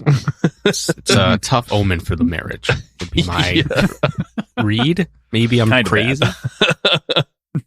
Kind of bad. You should also share that pain, sir. The little dimple that it shows his horniness level is kind of funny and a little bit cartoonish. I think it's frustration, not horniness. Pretty mama. Frustration, not horniness. Yeah, it just turned into horniness later because it's a shared reaction of frustration. It's just holding your breath too long. Mm-hmm. I had a hard time visualizing what that actually was, though. Like a furrowed brow, like a pressed, like but that because she said it's like she wipes it off his brow with his finger. Like he has to use his palm to press it away. Oh, to relax his forehead. Okay. Yeah. Maybe it's like a psychosomatic. I kind of know what that is. Yeah. Where like he furrows it and he feels like he can't undo it unless he does this. Yeah. PJ's clearly not stressed enough. Yeah, I mean, he told us he got high last night. De-stresses in the wrong way. Yeah. Fucking stoner. Wow. Wrong way. Wow. I didn't say the wrong way. Oh, I thought you did. Sorry. No. What was the original question? Oh, yeah. Kaya. It seemed like a quick marriage to begin with. Kind of like a rebound marriage. Like you said. When he found out he couldn't have Shay. So, not a good spot And I think Kaya knows it. That's why she's calling a lot. Being like, I bet you spend some time with me. I have to drive my hot, younger coworker home every night. You don't understand. My hot, younger boss. Yeah. Have to drive her home every night. Sorry. But Kaya, good luck driving Safety yourself home. Oh boy. She has, I mean, can't wait for the chapter later. Shay has had a history of using that tactic. Or no, that was when. Never mind. Yeah. Wen did the same thing for Hilo. By stabbing her brother's car tires. Bike tires, but yeah. Or bike tire, whatever. Wen, legend. To round out the chapter, Woon does make the ask to change his role, and Shay agrees, saying that like him being and like holding on and all of this, and kind of gives him the out of like, thank you for doing what you did. And he kind of goes like, oh no, like I would have, there's something interesting there as far as like his recant of like, well, that's not why I wanted to be out of the office, where he finally kind of owns up to the feelings sort of without so much explicitly saying them. We kind of see come to roost later. Like my fucking wife won't let me work here anymore. I just want to say for the record that I no longer think Woon was in on Lon's death. Seems Move. maybe overdue, but okay. Okay, man. Hey, I have trust issues. All right. We'll give it to you. Unfortunately, and maybe thankfully, we've already paid that one off because it was proven that he wasn't in the way that you guys suggested. So I want to say for the record drink, that I did not suggest anything. You did not. Right. So we drank for you. But my dude, I don't think I did. I think I refused, right? There was one of them I refused to drink. I don't remember which. And I stand by it. Yeah, Shay's really laying down and letting him leave. It's like everyone's losing these first 8 chapters. Yeah, this is a dark. Except for Barrow. All around. Yeah, he meets a baddie. He's having a good year. All right, chapter 4. Chapter 4, The Pillarmen Abroad, which just right off the bat, before I even get to the summary, what a great chapter title. Loved it. Our guy, Mate Tar, makes his return to Aspenia to dispatch William Skinny Reams, which he does with brutal, horrific inefficiency. Fucking shit, man. Skinny Reeves. I mean, I was happy to see Skinny Reams get it, but at the same time, you feel bad about it. Inefficient. Yeah, you feel bad about the inefficiency. Everyone's like, can we just fucking kill him? Do we have to do the torture thing? And Tar's this is why. Oh yeah, we got to do the torture thing. It's like the whole point. Tar's brain is like, we are doing the torture for sure. Honestly, like, Skinny, you gotta be embarrassed that these soft Caspenians took you out like that and had you like battered a little bit. Come on. Yeah, not the man Boss Cromner was, that's for sure. No. I'm not saying Tar's a Boss Cromner psychopath, would have never gone down like this. It's pointing that direction for sure. He's losing his humanity a little bit. Yeah. I mean, he calls it out a little bit. He says he likes to keep busy, keeps him from drinking when he's planning his little excursions, planning his little spy operations. I think that's a part of the 12-step program is getting becoming hobbies. A sadistic torturer. I just feel like Tar as a means of distraction. There are more than like you don't have to just be a brutal spy torture guy or an alcoholic. There are other options for hobbies. Maybe we should play relay ball. Maybe we didn't cockfighting. I feel like cockfighting would be a great outlet for him. He's, he can get some of his violent feels up impulses his out. alley, Yeah. I mean, you're fucking up when cockfighting is the more reasonable outlet that we're suggesting for you. I feel like I need a spinoff where he's just corners the cockfighting market. I feel like he'd have a real feel for it. Yeah. But yeah. We learn Skinny has been betrayed, if you can even call it that, with how these fucking guys operate over in the crew land by the fellow bosses. Seems they weren't too keen on the way he rose to power, which is weird, but whatever.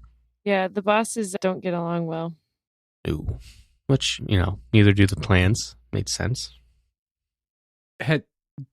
Did we bring it up, or did the book bring it up in Jade War, talking about filling in the shoes of Boss Cromner not really being a one-to-one thing and him being kind of the glue that stuck them together? I think we talked about it, but it's alluded to more or less that like because he was such a legendary figure, it kind of kept the old system in power, I guess. Okay. Yeah.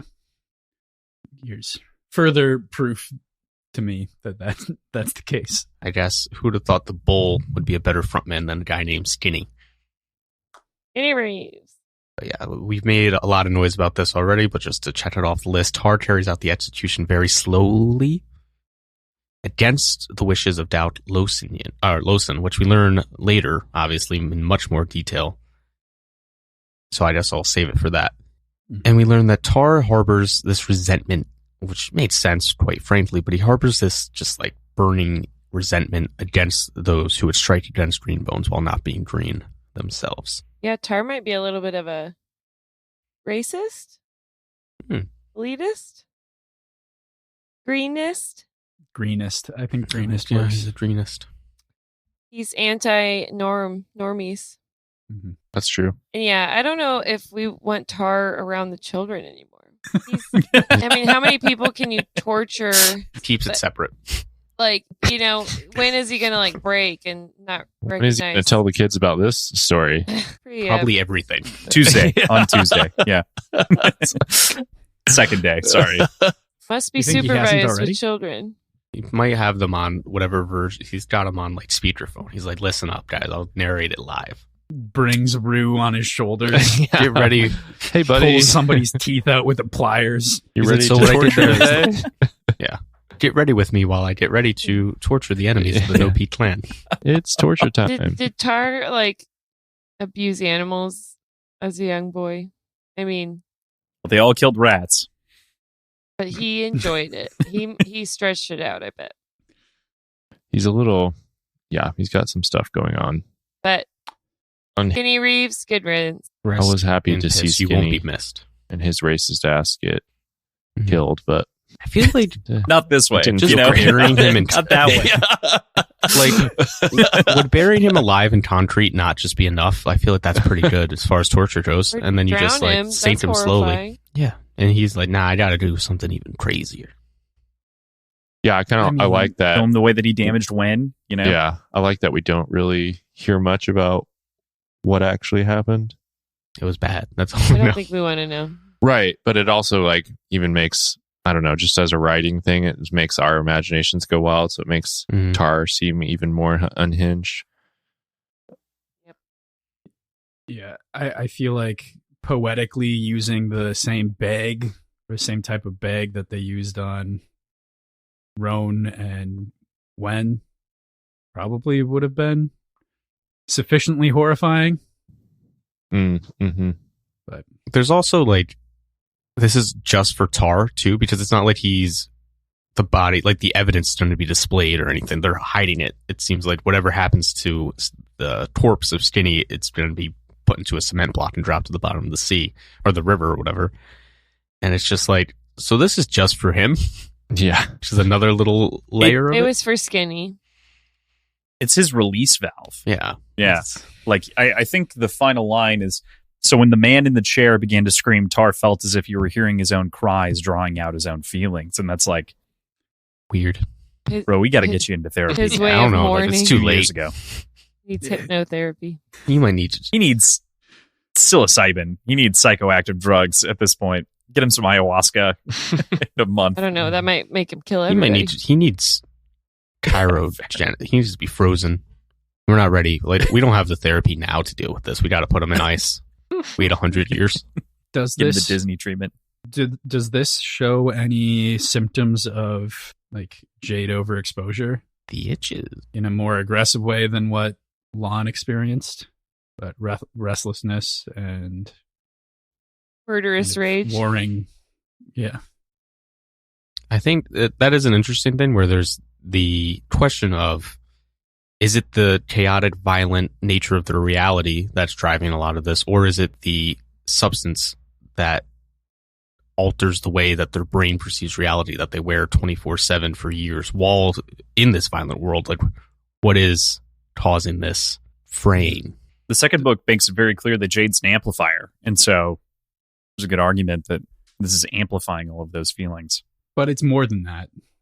Like, we know there are things that it can do to your brain beyond that when it becomes too much or too much to handle. Yeah, but who's to say that isn't just like a lot of amplification, right? Yeah. Of like mental illness or what have you. Mm-hmm. I think somebody needs to bite the bullet and tell him to take off his jade. They're going to die, but at least they'll get the has to be Hilo then. All right, cool. With that, we get into Chapter 5, Keeping Up Appearances, 6th year, 4th month. Wen pulls together the No Peak clan's New Year party despite her condition. Attending with the family, the lavish party goes off without a hitch, but there is an obvious and serious distance between Wen and Hilo that seems insurmountable. Others greet the Pillar's wife, and we learn about a terrible incident on Yumon Island where an Egatanian spy plane was shot down, clearly spying on Espenia. After spilling the tea trying to advise her husband, Hilo takes her upstairs and leaves her there as the light of the fireworks fills her room as the new year turns. Wen is doing her best here. This whole chapter is easily the most painful, I think, of the bunch that we read this week, to me at the very least. I've got a super personal connection to this chapter because this relationship is one that I've borne witness to because my mom has MS, and so she's been on this like cycle of degradation in her own right. And so to see someone struggle that way when they were previously capable is difficult, but then to add in having like a non-supportive relationship in that moment is just fucking brutal. Like that would kill me. It would literally, if I had to watch someone treat my mom like that in that moment, I would die. I would kill them. Like, oh, tough. This was heartbreaking all around. Mm-hmm. And can we get like a thanks, Wen? This party's great. You did a great job. Sheesh. Kaya says thanks. Anden says thanks. But, not Hilo, which is who we're kind of, Hilo. Like, wow, I'm so And proud of you. You've improved so much. She also points out like one of her main reasons for pushing through all of this is to maintain Hilo's perception, like his public perception of like being in a healthy marriage and like being able to properly lead the clan. So like she's doing this pretty selflessly and it gets nothing in return. Yeah, I think it's Shay that says it, like how Wen basically like basked in the love that Hilo gave to her, and like that was just such an important part of her life and just like gave her so much energy and just like allowed her to be the person that she was. And she just like, it like empowered her. And how cruel it is for him to take that away from her. That was just that was so heartbreaking. I feel like isn't she being punished enough? Yes. Like it's just the reality of her situation. Exactly. Like, yeah. You don't think she knows she kind of fucked up. Also, she's literally like fucking half paralyzed or whatever and can't talk very well. Like that's an extremely hard thing to do. And I also thought it was really interesting where she's like thinking, I normally like, I know that Hilo was going to find out about this at some point, and I was always going to be able to talk him down like that because I can always do that. And to be robbed of that because of her injuries was another heartbreaking thing. It was just like, it's such a tough chapter to see from her. And how like, because she's not able to talk to Hilo, like he's not able to process it. And he just stays in this angry place where he's taken his love and just hid it away from her. It's just, yeah, it sucks. Yeah. It's brutal. Ben, you hit on the quote that I wanted to read here, and it's internal, and it's her own internal monologue. Her husband's moments of outright cruelty were infrequent and brief. A cold look, a cutting remark, a flash of hurt or anger in response to any reminder of her past dishonesty and how she'd been nearly killed because of it. Each one felt corrosive on her soul, but far worse was the deliberate distance he'd placed between them. Having lived so long in the uncompromising sunlight of Hilo's love, the absence of his affection was a lifeless and unending winter. And that is heartbreaking. Like, it is bleak. Brilliantly written, yeah, but it is bleak and makes you want to tear your heart out. Ugh. And Wen was like on the up and up. Mhm. Last book, I she was winning the weeks. Now she is not winning. And that also, the mention of winter there reminds me of just like, I should have said this probably at the beginning of the podcast, but like this all being set in the deepest, darkest part of winter, like that just adds to the terrible vibes of everything going on. And it's like unseasoning, like, and now we're 3 months later or whatever, and it's unseasonably still very cold. I don't know. It just adds to like the dark mood that this book starts with. Yeah, it's the worst winter anyone remembers, right? Is kind of how they phrase it. Us Midwesterners know the depression of know that very well. Yeah. a long, No, that May snow. Yeah. a long, unending That June winter. snow. Yeah. Like I should be on the lake right now, but it just froze again. God damn it. The never-ending terribleness of winter at times. Yeah.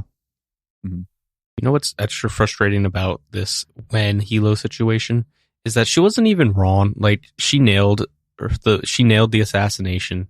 She fucking crushed it. Like she was right to do what she did, and then she just got like tripped at the 1 yard line by a technicality. Like the crews weren't even fucking involved. They should have just minded their business. Everything would have been fine, but just had to kill Roan.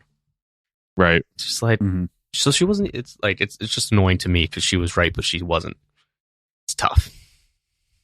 It's a Guy Ritchie crossfire, right? Yeah. It's the unintended consequence of someone else's actions in the moment catching you when you shouldn't be. That is exactly what it is. And even if it's like great call. Skinny has any understanding of like who No Peak is or like who Make is in that situation or had any respect for Kekinese and the clans, like if he was a slightly different person, that could have also gone differently because he could have been like, well, this seems like a very bad idea.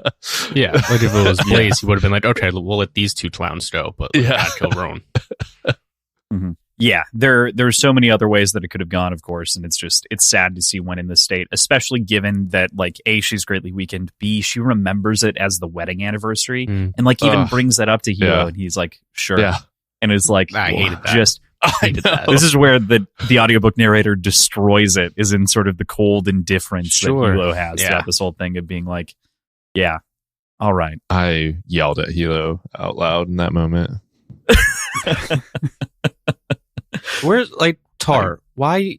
Where are you? Where's Tar in this? I know Tar's emotional state. He's off on his own dark journey. But like, how are you letting this dude treat your sister like this? You got to be like, hey man, be there for her.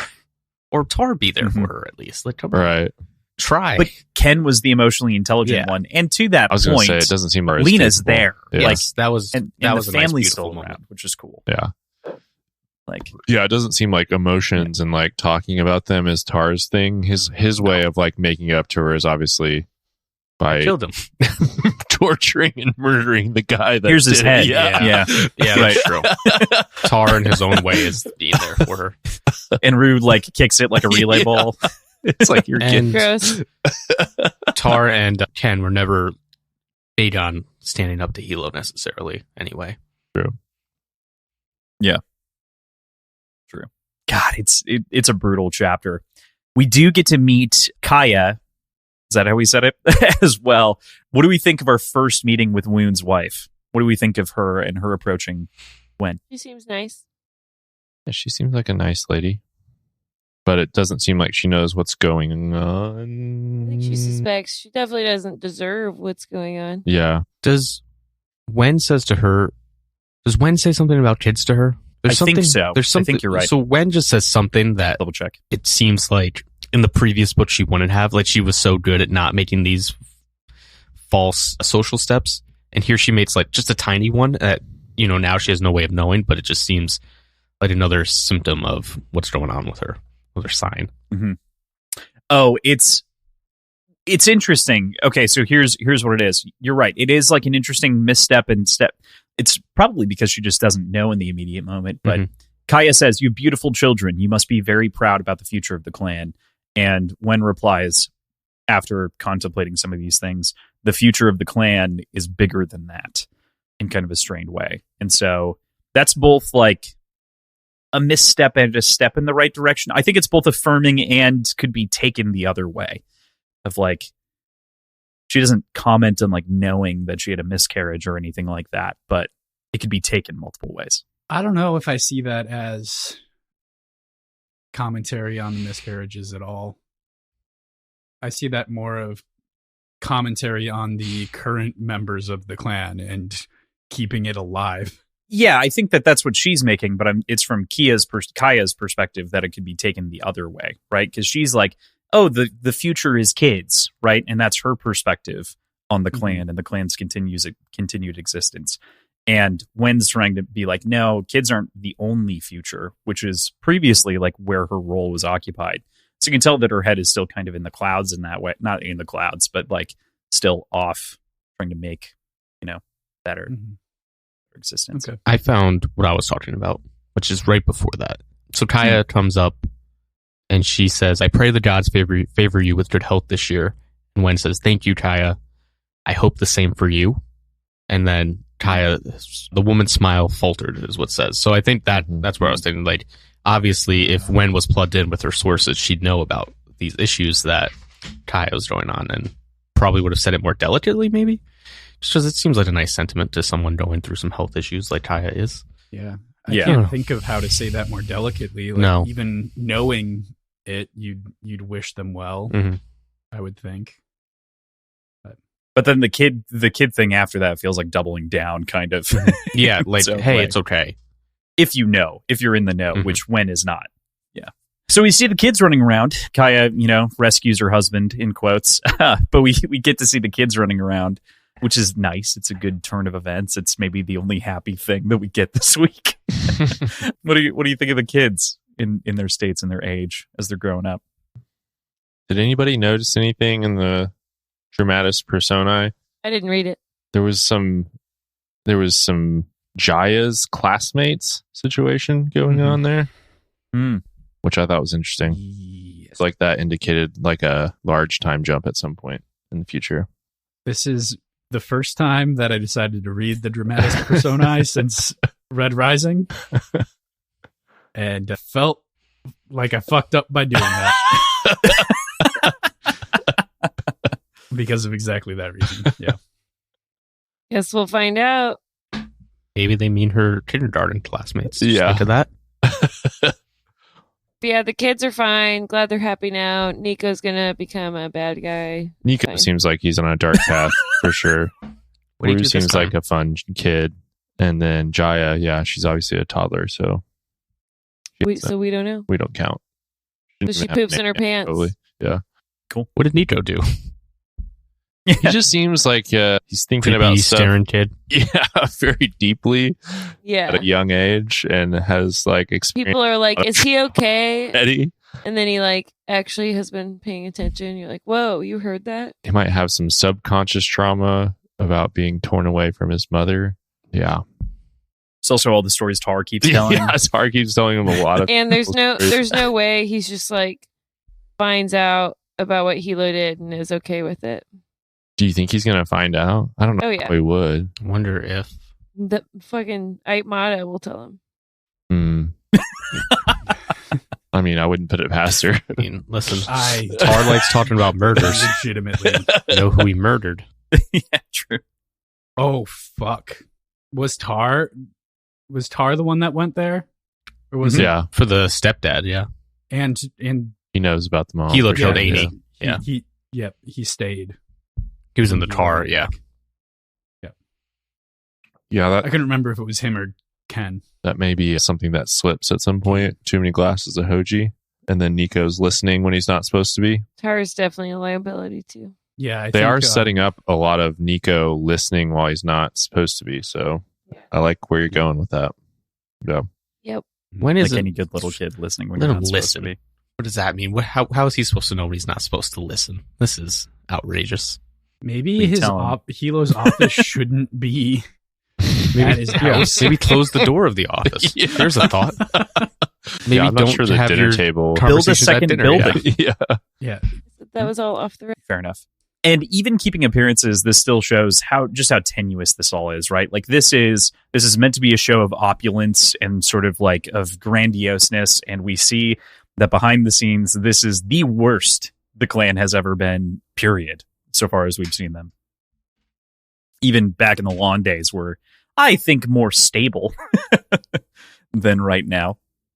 Yeah, I just a lot's gonna have to change for us to stand a chance on the no peak side. Yeah, I'm wondering like if there's going to be an inciting event that like brings everybody back together, or it's just. Do you want me to tell you my prediction? More of a descent into do it. Terribleness. I think Shay's gonna have a political marriage. To who? To that mountain clan contributor, the sub clan. Oh, the Cobans. Oh, to Not the Cobans, six hands unity. Six hand, yeah. Yeah. Interesting. Bring her out there and she'll be like, wow, I like it out here. And then Woon's going to be sad again.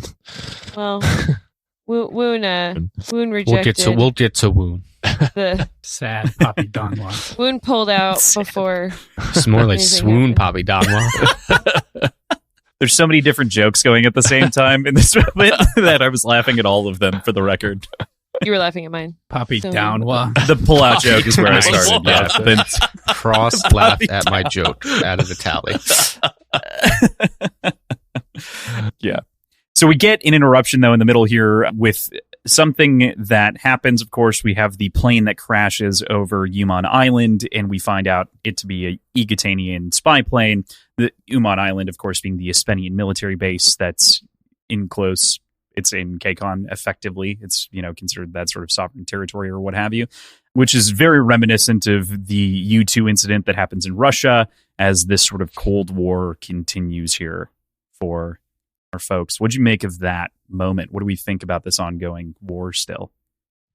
It feels less, I guess technically there's not active outright violence, but it feels a little bit beyond Cold War with the, movements being made against them. I think this is a pretty explicit parallel to the U-2 plane, which was definitely defensive. Yeah, that's fair. At first, I was like, why is this such a big deal? But then I kind of still am like, I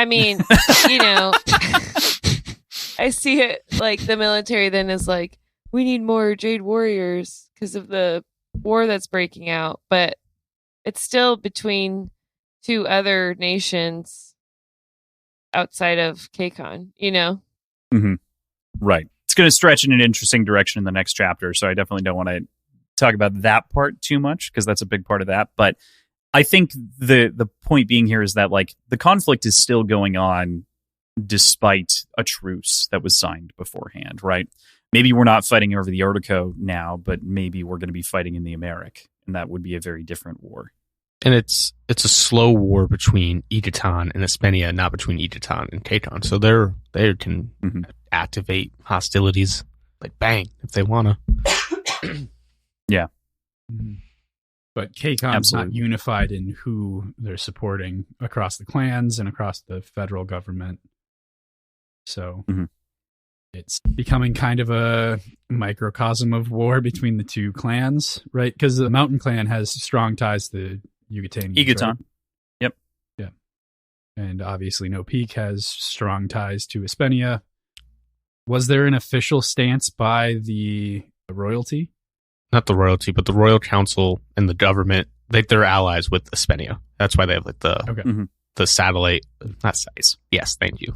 You could call it a satellite base, but yeah, I was going to say office, which is not the correct term. Yeah, for a military base. Base on a satellite island. Yeah. So, yeah, cool. Wanted to bring that up. Wen, of course, is having difficulty speaking as she wants to react to this moment and help her husband like she used to. She used to be this sort of secondary whisperer and trying to help him parse things. And instead, while she's trying to get to the point, she spills the tea on the two of them. And she just wants so badly to be of use. She gets, shortly thereafter, marched upstairs to go to bed. And it's just fucking tragic. Fireworks in the window. Mm. You didn't even get to see the fireworks. Them lighting the empty side of the bed. Just some brutal, tough stuff, but beautiful writing. And like, shouldn't she be able to choose if she wants to go to bed or not? Not just like, okay, that's it. You spilled the tea. You're embarrassing me. It was very reminiscent of their early relationship where he's like, you're bored at work. Yeah. Yeah, you need more interior design jobs. Mm-hmm. Yeah.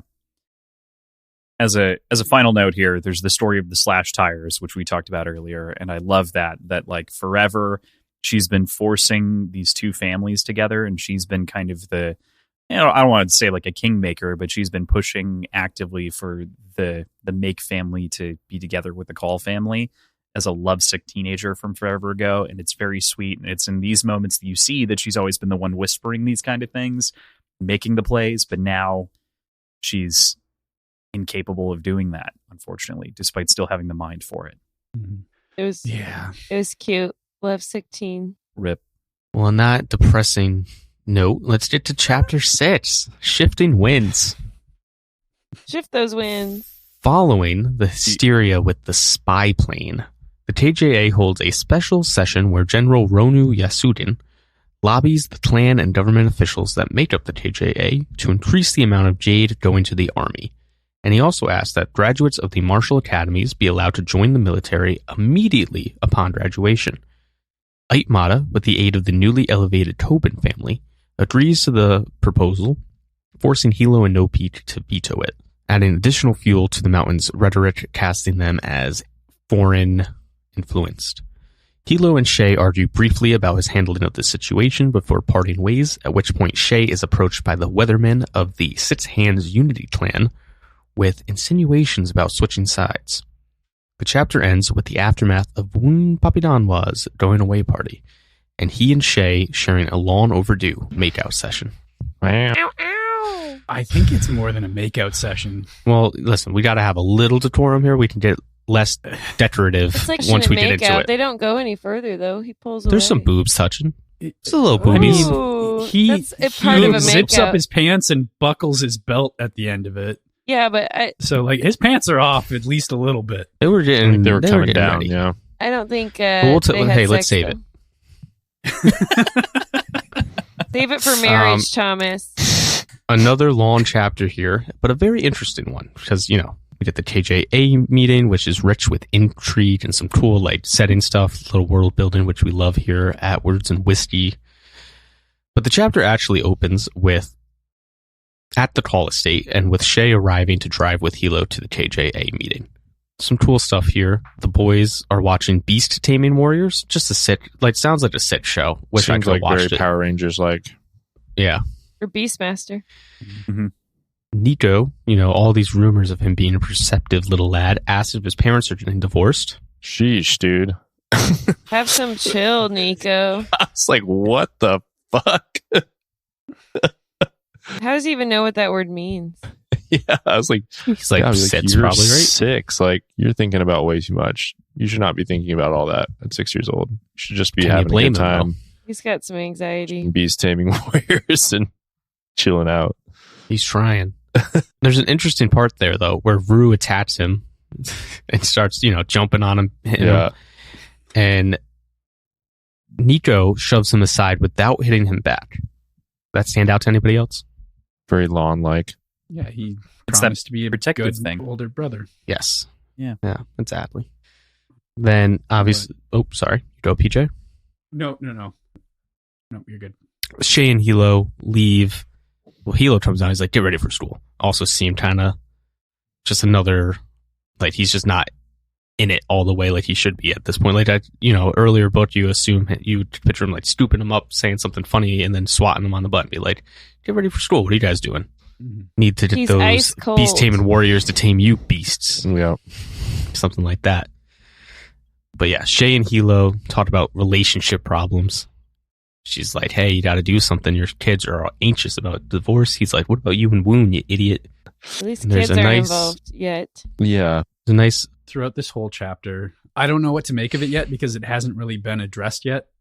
But there's very clearly the situation where Nico refers to Hilo as uncle, but Hilo refers to Rue as his brother, and there is a difference, but they're trying not to let it be a difference. And I'm wondering if that will eventually drive some sort of wedge, or if like that doesn't matter at all. They are trying to make it a difference. Hilo made sure Nico would call him uncle. Yeah, he wanted on purpose. But I'm curious, as they get older, if that's going to sow any amount of resentment or non-belonging in the same way that like with Andy. Biological children do. Like with Andy. God, sorry if I misunderstood you. Yeah. I gotcha. No, like, I know it's intentional, but I'm curious if it's going to have unintended consequences. Yeah. Gotcha. Like maybe even just a fight like, oh, you're not my real brother. Mm-hmm. Interesting thought. Speaking of interesting thoughts, there's a little reflection by Shay about how she was equipped and prepared to deal with Hilo's rage, and in a way that Wen couldn't be because she had relied on his love like oxygen. So that was an interesting way of looking at things from Shay. Not usually so romantic. It gets to Ben's point, right, that I think you were making earlier, that Shay also recognizes this in Wen. Mm-hmm. Right. Yeah, everybody can see it, I feel like, except for Hilo. I think he knows what he's doing. He's just being an ass-tard. He's, I don't know, he's like, it is, I guess he does see it, but at the same time, he's like just so blocked by his anger. He doesn't even see how, I don't know, I guess some of the cruelty is the point a little bit, but. And Shay can fight back. Yeah. Yeah, I think Hilo definitely does see it, and he, to an extent, like, hates himself for it, but also doesn't hate himself that much for it. Yeah. But he's kind of like, I wish I could just get over this and do it, but at the same time, he's like, I don't wish that much. Like, she deserves it. Yeah. That's better said. All right. And then that brings us to the KJA meeting itself. And we learn about the layout of the room. Mm-hmm. How it's basically set out as no peak versus the mountain. It's round. Right. Yeah, how it's designed to evoke equality and how everyone's going to work together and like kind of a socialist utopia. But in reality, just the way Cantonese culture is, it's all competition and symbolism. Mm-hmm. Yeah, I liked how that was pointed out and described, intentions versus reality, and you can't root out alliances. Got the deities there, gotta have them always. And then we get a little bit of a rundown about the immediate reaction to the spy plane incident. People were freaked out. The clans had to come together to kind of quell riots, make sure everyone was chilling out on the street and not being crazy. And that the new Chancellor Dwim, gave a pretty fiery speech saying like, hey, we're a fucking badass nation of warriors. If you guys want smoke, you can have it. That's true. I was surprised that he went so hard. Mm-hmm. Sorry, I thought Aaron was going to say something. I was laughing. Is this a speech where he ends it with requesting that the military has access to students? That's the general. That's a different guy. Yeah. Mm-hmm. Yeah. Okay. There's lots of speeches back to back. There's a lot of talking. It's more about balance and, being above reproach, and then like tries to do that at the end too. And, that goes well. Yes, but it does lead into General Ronu Yasudin's speech and how he's like, we've been saying this for years. Army's got to get more money, get more funding, get more Jade people. And, you guys laughed us off, but the fact remains now in this geopolitical world, we got these two giant forces vying for our Jade. We got to be ready to protect ourselves. And it gives us just like a lot of insights throughout his conversation and the way people are questioning him, raising points, counterpoints about some of the issues with Jade culture when it comes to like working as a collective, I guess. Right. And especially with the clan setup.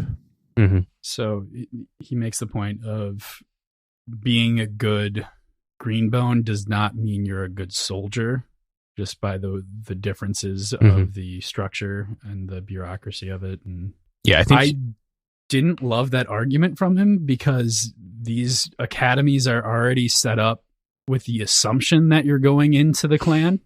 So those structures are ingrained from the from the academies themselves. And even before that, being a a fist similar to being a person in the army? Like, it's not like they're individualistic. Well, so what he says is that they're good fighters, but not good soldiers. But shouldn't they be good soldiers when they're working for the clans? Well, they are for the clans, but not for the national they're military. Like too loyal. They're trying to challenge clan. each other still. Yeah. Oh, I see. And they're not. And it's not kind of like a collective. So it's not like they're bad at for the country type thing. It's not like they're bad at taking orders. It's that they are loyal to the clan. Yeah, their first priority is not necessarily like defending the country above all.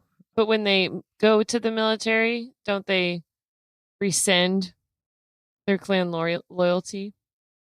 They say they do, but yeah. You know? I mean, it's we have like issues with our military, you know?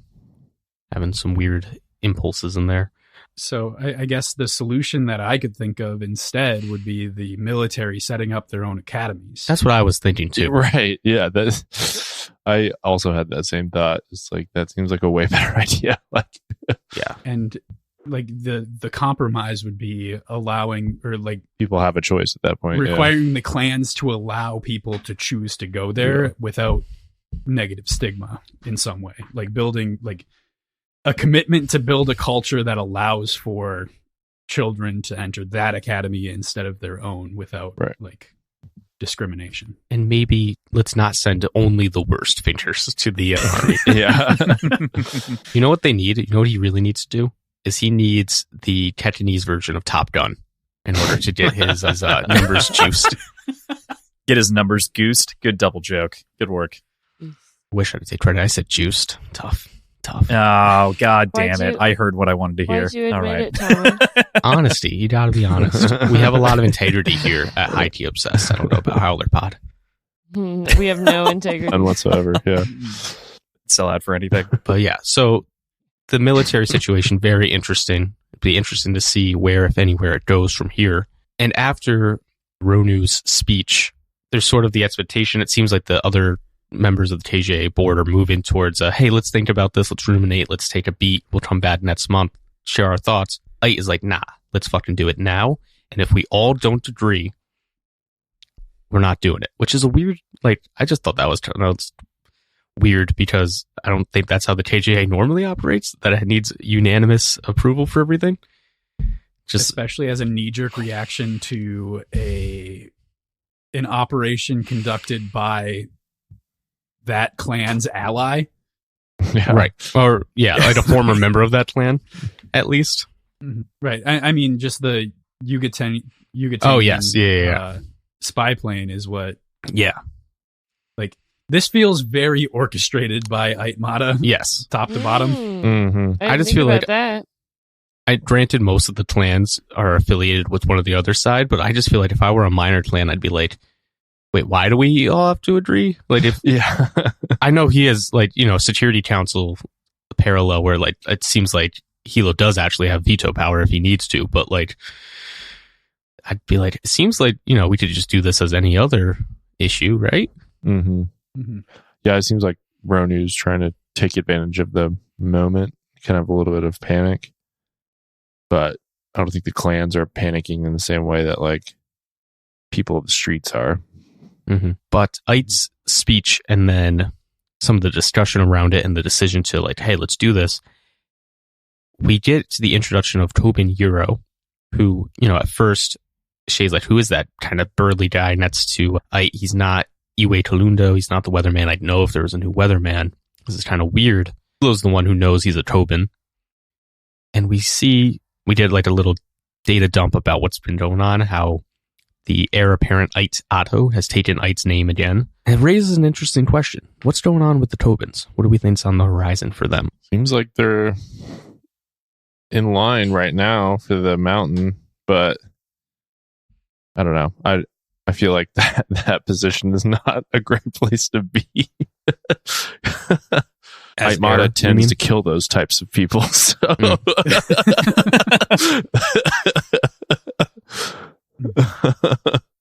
With prejudice. So yeah, it seems like they're there as a placeholder for the time being to help Ait achieve her goals. have some legitimacy. Yeah, but I don't see it like being a long-term thing for them. Mm-hmm. And it is. I think it could also be a means of keeping an eye on that family, like keeping them a little bit closer. That's a good point too. I thought two interesting things about it. It speaks sort of to like how orchestrated this all is. Like, conveniently, she brought her guy who has a lot of military family, apparently. Right. So it tells us, one, obviously she was thinking about this, and in addition to everything else, like the weirdness of bringing someone instead of her weatherman, like things are going on in the mountain clan is basically the vibe from it. But we also know that for all their new status, the fact that Tobin Euro has a bunch of family in the military suggests maybe that they're not the best at this Jade life. Yeah, that is true. You've got a lot of military family members. Means you're a dud. Yeah. Your bloodline is toast. And that gives Ido more pressure to, put his family in better standing. Yeah. So Hilo jumps in, obviously he's like, no, we're not fucking doing this. Shay begs him twice. First she's like, say we want to come back to it. Someone else tries to. Ite overrules that. Then she's like, stall. He just says no. And it's, again, another example of the disconnect between them. This but one was his, particularly bad because it's like in front of everybody too. It's like obvious. It's obvious what Mada's doing, so why not like call her out on it? Mm-hmm. Like, you're clearly trying to make us look like the bad guys, but you don't actually want this to go through. You're counting on me to veto it. Like, why not bring oxygen to her sneaky schemes? Yeah. And it seems like, in Jade War, Hilo probably would have done that. And here it's almost like he's lashing out at Shay more by saying, like, by not listening to her more than he's actually trying to get back at Mada and counter her plan. To a degree, obviously, like he says, I'd rather be killed in the press than by her schemes. Yeah. So this, I don't know why this like came to my brain, but while Shay was trying and failing to send messages to Hilo during this meeting, like scribbling up furiously on these pieces of paper, why haven't they developed a way of like focusing their Jade aura and like focusing on anger and then sadness and then happiness and like creating almost a special Morse code of auras that they know everybody can like perceive anyway? Like, she could have a secret way of saying like hold or like simple commands in, I don't know, aura focusing, but I don't know how well they can effectively do that. Either way, that type of movie, bruv. Either way, I think Hilo would still ignore her. Yeah. That's true, but also everybody can perceive your aura. Would be able to perceive it too. Yeah. So even if they don't know the code, like they'll perceive whatever. Like, it doesn't seem like something you can necessarily be like, oh, it's not like a mood ring where you can fake they can anger. all see her writing a message anyway. Yeah, but they can't I read think the message. All the weathermen and advisors are probably doing the same with their pillar people. Mm-hmm. Pillar people. Yeah, I don't know. I just don't think auras necessarily work that way because it's like it's an amplifier, like it's an extension of who you are, and it's weird that now Suinsen can manipulate his and hide his. Yeah, that's kind of what I was thinking about. Well, he's a freak. My assumption is that he's just able to really effectively control his emotions, and that's what it's feeding off of. So maybe he's a sociopath. Like that.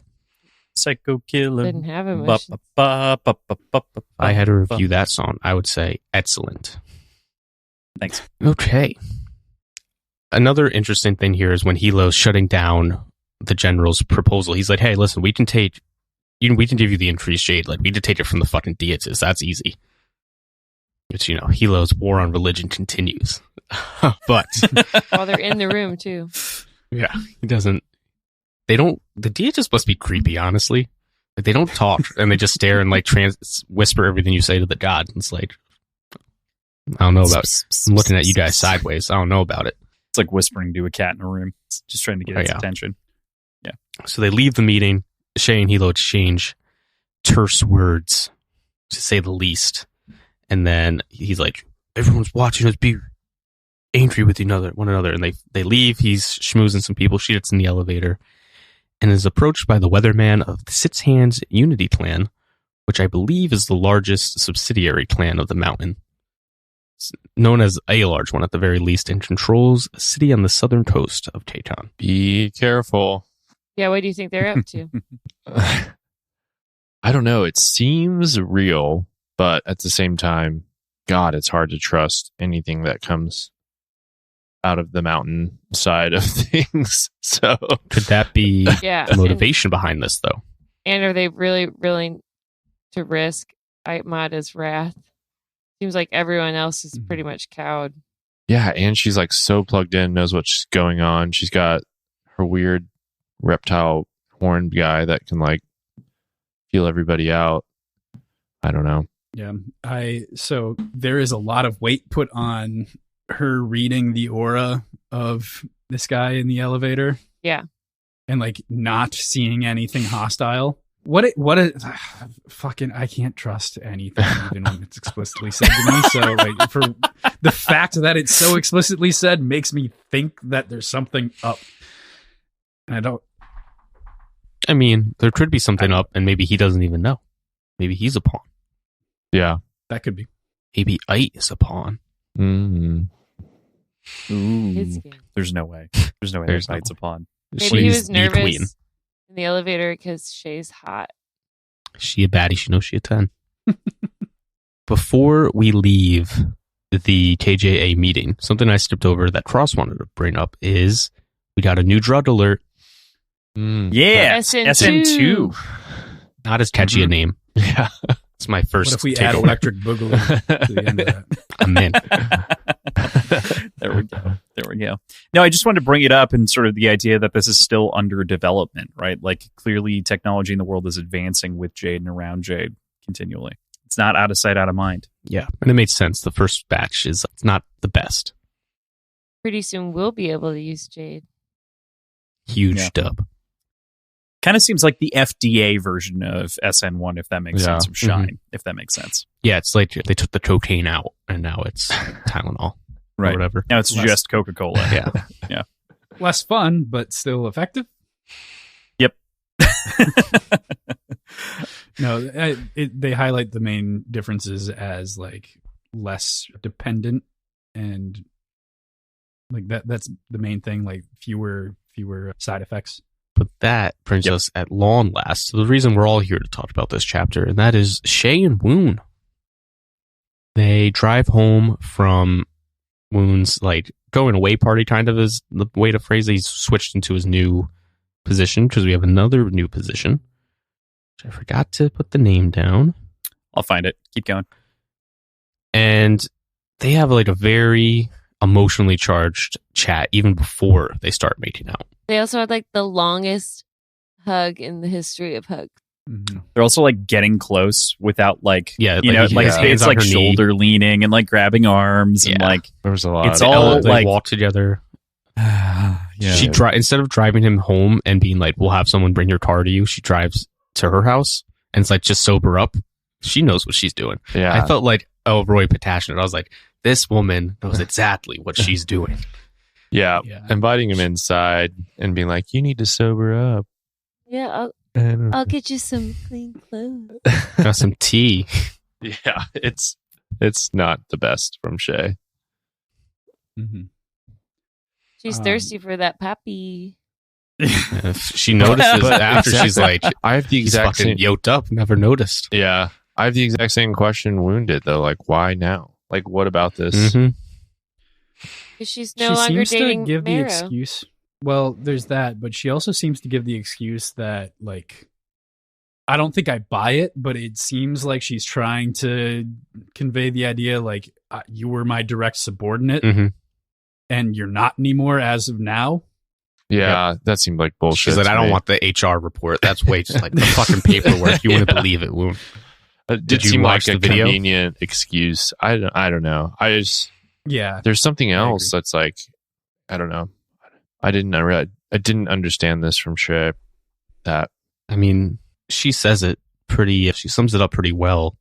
Terrible with men. Yeah, I would agree. And this is just like homewrecker type behavior, especially like, his wife's having miscarriages. Like, that is tough. It's bad. I think, though, that she sees or suspects that Woon is unhappy. So, she thinks that he wants it. Well, it's just like, to me, it's like, it reads more like, yes, she's allowing him to move on to this new role.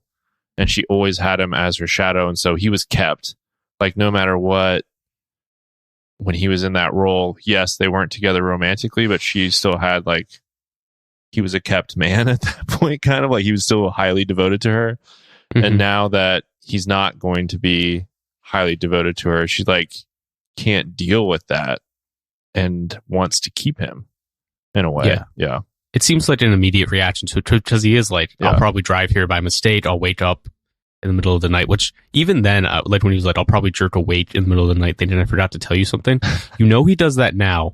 And just like, I was imagining like that happening to me and just having like my partner wake up next to me with, even though like, it's his job and it's very important, but just like, it must be tough for his wife who's having issues starting a family with him. Right. To have him wake up thinking of another woman, like panicked like that all the time. Definitely. Yeah. So it just seems like it's her way of trying to hold on to him and not letting him go when she needs to let him go. And as she did this, like she fucked this up with Marrow too, where she couldn't cut the cord and then ended up just like making everything way worse. And then when she finally did, it was the wrong time and ended up getting fucking Make Ken killed. Or she has to be like, because I like you, even. You know what I mean? Like, she not just because, like... Yeah, don't start making out. She has to come down harder. Pick a side. Yeah. Which, relationships are tough, but still. Yeah, you can be better than Shay. Bad. I wonder if it's digging into it too much, the comment about we were seeing other people, and then Woon corrects her like, I still am. Mm-hmm. If that was intentional in that like she's seeing the cracks and doesn't see him as committed to his marriage right now. Yeah, maybe. Yeah, that was very dismissive. Yeah. Or it's entirely just super selfish. Like it's either she's oblivious or really, really like in tune with it. Also, Shay seems to make these big mistakes when nothing's going well in her life. So it's like she's looking for something to go well. She's like, let's blow something else up. Why not? Yeah. I just combed through all of chapter 7 and all of chapter 3, and I could not find it. I think it must be in chapter 8 where the name is formally given for the role that he ends up taking. But regardless, I literally read every word. Wow. What you guys were talking. So what do you think? Shay bad with men, good with men? Yeah. Right? We all agree. Seal giver. Doesn't seal giver. Woon would know how to pick them. It is chapter 7. Is it? Yeah. Chapter 6, you mean? Yes. Sorry. But yeah, that seal giver not as great a name as Rainmaker, but pretty good. And we get exposed to that, the reason why that name exists in that elevator ride with the six, what is it? The Six Hands Unity Clan, where she's given the business card with the seal on the backside. Yeah. Yeah. So. And I mean, how many of Shay's fucking chapters do we start with her calling her assistant and asking her to delay, like to cancel all her meetings for the day, or like she's in a meeting? This like a lot of meetings from Shay. So this is just going to free up her time. She's going to be doing fucking big brain business moves now. Just big brain shit. None of the politicking. Get out of that. Frankly, she's not great at. She's very awkward as a person. True. All right. With that, let's go to chapter 7. A new friend. We return to Barrow in the clanless future. During a meeting, he meets a girl named Emma and listens to Gario continue to talk a big game about the rebellion against the clan. During the presentation, an Egatanian named Molovny stands up and offers his friendship to the burgeoning rebellion. Motherfuck. I like the way you said say that again, the name? Molovny? That was sick. Molovny. I wish you were Same there. I wish you were accent. doing his talking. That was Molovny. Yeah. I can do a decent impression. But yeah, continued rebellious acts targeting both of the clans. And what do we think of sort of this chapter? Barrow, the speeches. It was a pretty easy one, all told. This Molovny dude feels like a plant. Yeah. What's going on there? There's something ratty about him. Like for the mountain. Do you think that he's a... Yeah. Or, mountain or ulterior motives of other foreign entities. Yeah, would like Egaton try to weaken K-Con as a whole so they can't help Aspenia? I don't know. Even sidestepping the mountain, you're Yeah. saying? Potentially. Yeah. Hey, listen, I mean, did the Aspenians not want foreign refugees in Tayton for that exact reason? Maybe. Who remembers that? Perhaps. Mm-hmm. But yeah, I don't think there's like a ton to this chapter, but it was interesting to see how this movement is like gathering some momentum. I especially like the list of people that were there, like the anarchists and just like the people that are upset about stuff, like students, and it's just like it is kind of The old new green. Yeah. It was like the Trump meme where he's like, the anarchists, the looters. So that was pretty interesting. And then, I think the biggest thing that stands out to me from the chapter is this Molovny fella and how he's going to get involved. And If he is a plant, he's not keeping it on the DL. He's like first meeting, like, hey, look at me. Yeah. And he speaks Kekanese pretty well. So I thought that was interesting as well. It's like, it seems like maybe he has relations with somebody. Molovny. Mm-hmm. I know Molovny. Egaton is very clearly like a USSR stand-in, but the second I heard the name Molovny, I was like, oh, so it's just Russia. It's just straight up. Like, there's no parallel. It just is. We're drawing an immediate connection in case you didn't I catch was like, it. this is, let's just call it Russia from now on. Yeah.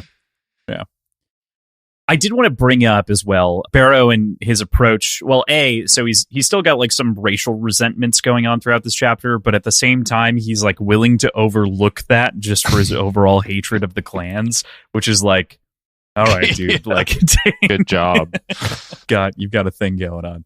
He really needs to work on his game. His conversation with Emma With was Emma, really bad. yeah. He's like, I used to have It Jade, was right? I used to have a lot of Jade. Sure you did. This was basically the same mistake that Shay made? Yeah. in the bar.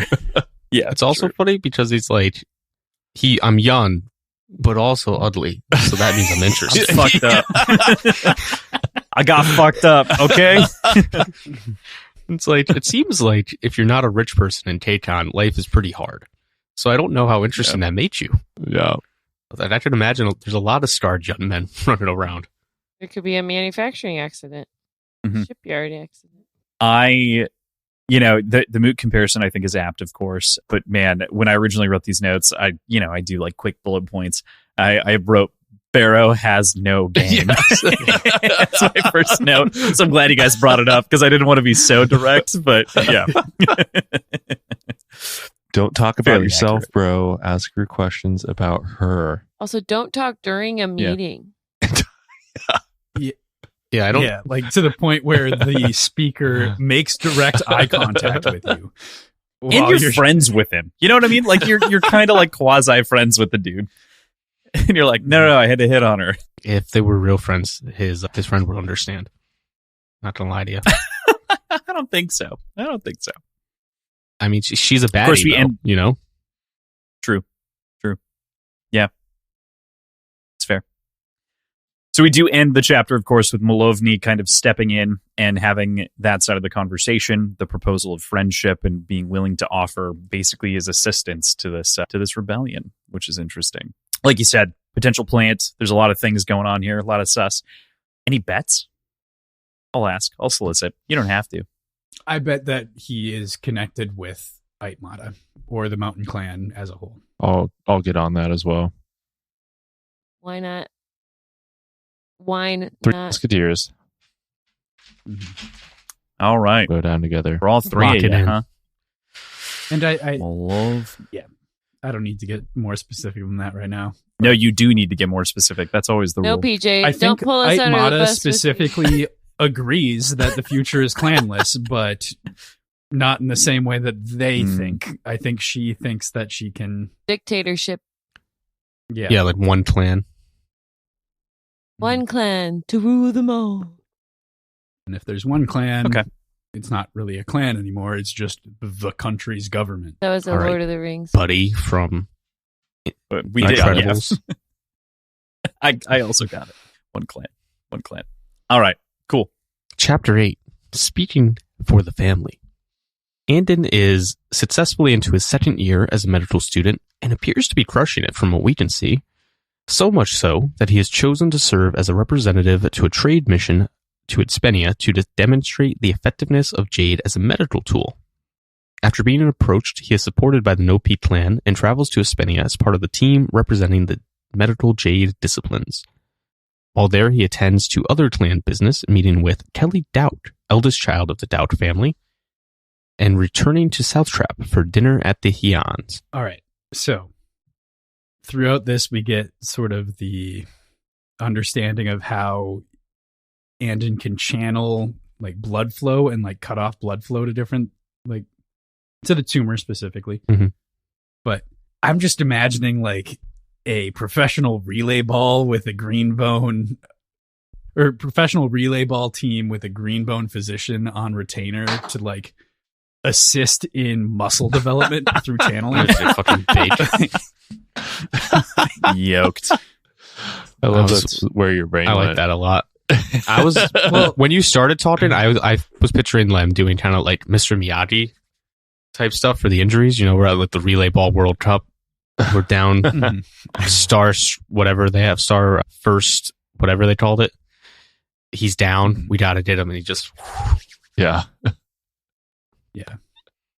But this just very specifically like opened up the implications of what channeling can do. Mhm. And I hope to see it exploited in really cool ways, but Mhm. I don't know. Yeah, I really like the description of the medical jade and just like how they use it, and I thought that was really cool. So definitely want to see more of that. yeah, it seemed cooler than, and it might just be because, but it seemed cooler than the martial Jade disciplines in a lot of ways. Just like how subtle it is, how in depth, and the maneuverability of it all. Yeah, and the description of him like feeling like perceiving the body and I don't know, like going into it and like following the veins and stuff. That was really awesome. Love like anytime we did a description of a new Jade ability, Mm-hmm. it's like top of the list of things to talk about. Yeah, it's wild to me. Like you were saying, like just sort of the differences in the way that perception is explained now in this sort of context just makes it so much more intense. And especially the way in which perception is valued makes you think like, okay, if I did enough like focus on lightness, could you fly? Like where's the limit on some of these other disciplines? By like Neo We've had so and much Trinity. focus. Yeah. We've just had so much focus in things like channeling. What about steel? What could you really pull off with steel and some of the other disciplines? Yeah, like could you steal your fist and combine it and like punch through somebody or something cool, something crazy. Yeah. Interesting. Now my head's racing, quite frankly. That's the COVID. I'm so sorry. All right. So are we surprised that Anden is doing so well at medical school? Not really. He's a He's a straight A prodigy. student. He's shown that he's good. Like he's He's good at school. good at everything he does. Really. Mhm. I mean, once he puts his mind to something, like he's successful at it. So I'm not surprised at all. And like we know he's not the best academic student, but he's a hard worker. Right. Makes up for a lot. Plus his head is in it this time. Yeah. 100%. Yeah, it was cool to see him like actually enjoying himself. Mm-hmm. It seemed like. And like knowing that he was competent. Yeah. Well, he already Feeling brought good someone about back it. to life. Right. He's kind of gone. Yeah. All the way to the Necromancer. deep end there. So after his demonstration of this like surgery thing going on, the Ispenians approach him and they're like, you know, we want to demonstrate this to our colleagues in Espenian. Look how, and get this going over there. And there's an interesting way Anden internalizes this and like reacts to this is interesting and a huge sign of progress for him, I think. Yeah, he makes sense of it pretty quick. It's because he looks Espenian. Right. So the prejudices of people who might not want to use Jade would be softened just by his appearance alone. Yeah. I think you're right, John. I was like, he would normally, if this was book one, he'd be like reacting very angrily. What do you mean I look Espenian? Yeah. Probably fight them. Exactly. I'm from And he Janlin. acknowledges that here. He says for the first time he's like sees this difference as a positive. Yeah. Yeah, I feel like it speaks to he's just a more worldly person at this point. He has more perspective. He's gotten older. Like, this is just more an adult version of Anden. And like, he's not as small-minded because now he knows Espenians and he speaks Espenian. He's gone to school there. So he's not as like prejudiced against his father's side of the family. What do we think about the trade mission, like proposal, and then obviously it comes to fruition, but what do we think about that proposal as a whole? To me, it seems like the more Espenians are exposed to Jade, the more that they are like, wow, this is like good shit that we can take advantage of to use in all these different ways. But it's more like we don't want our citizens to have it, but like we as the Espenian government are finding like all kinds of ways that we can start using this to our advantage. And the more the exposure they get, more experience they get with it, the more they're like, yeah, we want more, we want more, we want more. Do you think So this should be a Trojan horse and they're trying to get like PJ's sports theory, but maybe they're trying to get some like Jade super soldiers going with this medical channeling? I wouldn't put it past them for sure. I think it feels like they're open to like whatever they can do with it.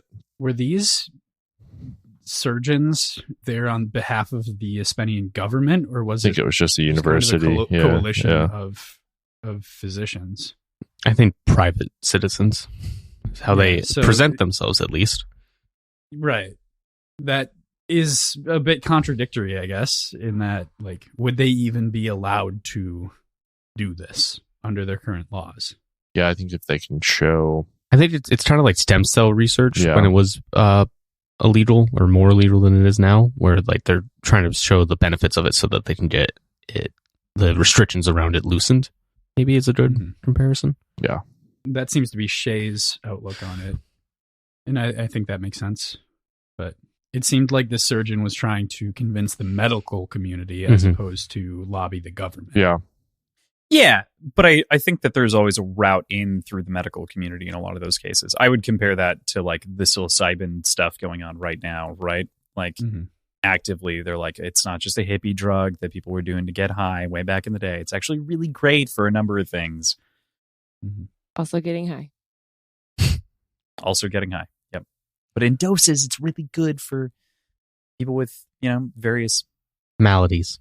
ailments. Yeah. Anden, after this, after being approached by the Espenian doctors, visits the Call estate, and he finally seems like confident in his own stand and who he is and his role for the clan. Maybe a little too confident, I'm not going to lie to you guys, but one thing that I liked a lot was how he tells them he wants to go to Espenia, and he's just standing on his own feet here. Agreed. That was definitely a difference. Yeah. Than in the past, where he's like coming in cowed and can I do this? And Shay's like, haha, remember when you didn't want to go? Yeah. Now he's like, I'm doing this. Yeah. Yes, I was right. Like Shay seemed like the childish one here. Yeah. And I think if it wasn't so tense with Hilo, it would come across the way she was trying to make it a little bit lighthearted and yeah, we're all on the same page, but like, remember this? Whereas it kind of works against him in the moment because it's tense in Hilo's mind. Yeah. Or it's undetermined in Hilo's. Hilo's just a big Debbie Downer. Yeah. He's in a bad place right now. He's going to He is. It's tough to watch. He's a sad boy. Yeah. It's episode 1 of season 7 of Game of Thrones. No one's in a good place. Some of our main characters are dead. Yeah. Once Hilo agrees that Andy should go to Espenia, Nico has an outburst and he runs in. Again, we see, listening when maybe he quote unquote shouldn't be listening. But he's just like, don't let him go. Don't make him go. That's where bad things happen to Ma. It's very sad. Yeah, it sucked. I don't think Espenia was the problem. I think it's maybe your Uncle Hilo. Well, in that instance, it wasn't really Hilo's fault. Yeah. We need some sort of system to keep this kid in his room. I don't know. Does seem to be getting out of the office. Seems, yeah. But yeah, so Anden ultimately goes to Espenia, and the mission appears to have made inroads, even if it's not like resounding home run of a success at first. But it seems like things are moving in the right direction there. And then he meets with Kelly Doubt, Tori's older sister, and a fairly high up government official in the Espenian government. There's a lot going on here. He wasn't having it. Yeah, she's pretty cold. She seems like she's completely disowned her heritage and is fully Espenian and doesn't want anyone to think otherwise. Yeah, 100% agree. I'm sure she's faced a lot of racism and prejudice because of her ethnicity, and she's, instead of being proud of it, she's completely rejected it. Yeah, that seems like the way that nothing to see here. I'm fully Espenian. I don't even speak Kekanese, even though she does. To a certain degree, I think it kind of makes sense in that she is a representative of the Espenian government. Like, she has to act in a way that benefits Espenia. But there was some venom. There was some personal venom. Yeah, I would agree 100%. Like, at first I was like, is she acting like this just because she has to, like, in her official capacity? But like, maybe on the side she'll be like, it seemed personal. But yeah, I would agree with you guys. Yeah. I think it seemed like a personal thing. She's like, my parents are living in the past in this outdated clan. She was like, the future is clanless. That's Kelly's stand. At least Jadeless, yeah. Yeah, Jadeless for sure. Even the refusal to speak Kekanese when Anden is initiating the conversation that way and is clearly more comfortable speaking that way. I don't know if it was power. I don't know if she's kind of in the opposite camp. Like, she knows Kekanese but doesn't feel as confident speaking there. She's got to be fluent in both just because how she was raised, right? Well, she understood things that he was saying, Yeah. But maybe she doesn't have a lot of confidence speaking it, or... Yeah, I do think there is that question because she does seem to have rejected her heritage so strongly or have some sort of resentment towards her heritage.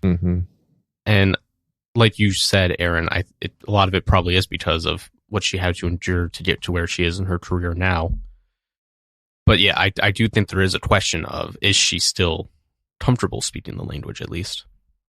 I'm sure if she gave it a week of like practicing, she'd be great again, but who knows if she should do it now. I fully think it was a rejection of being Kekanese. I tend to lean that way too. Yeah. She's like, nope, I'm Espenian and I'm not going to help, the clan because of some old belief system. Yeah. The unfortunate part, or the most unfortunate part, is that it seems like she's also entirely forsaken the Kekanese heritage on Espenian soil.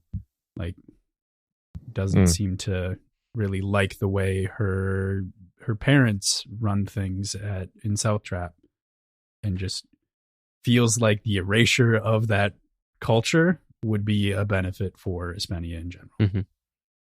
That is tough. Yeah, it's reminiscent of the Hyun's sons saying that South Trap has become an ethnic ghetto. It does seem like, it's a mirror image of some of the things in the real world.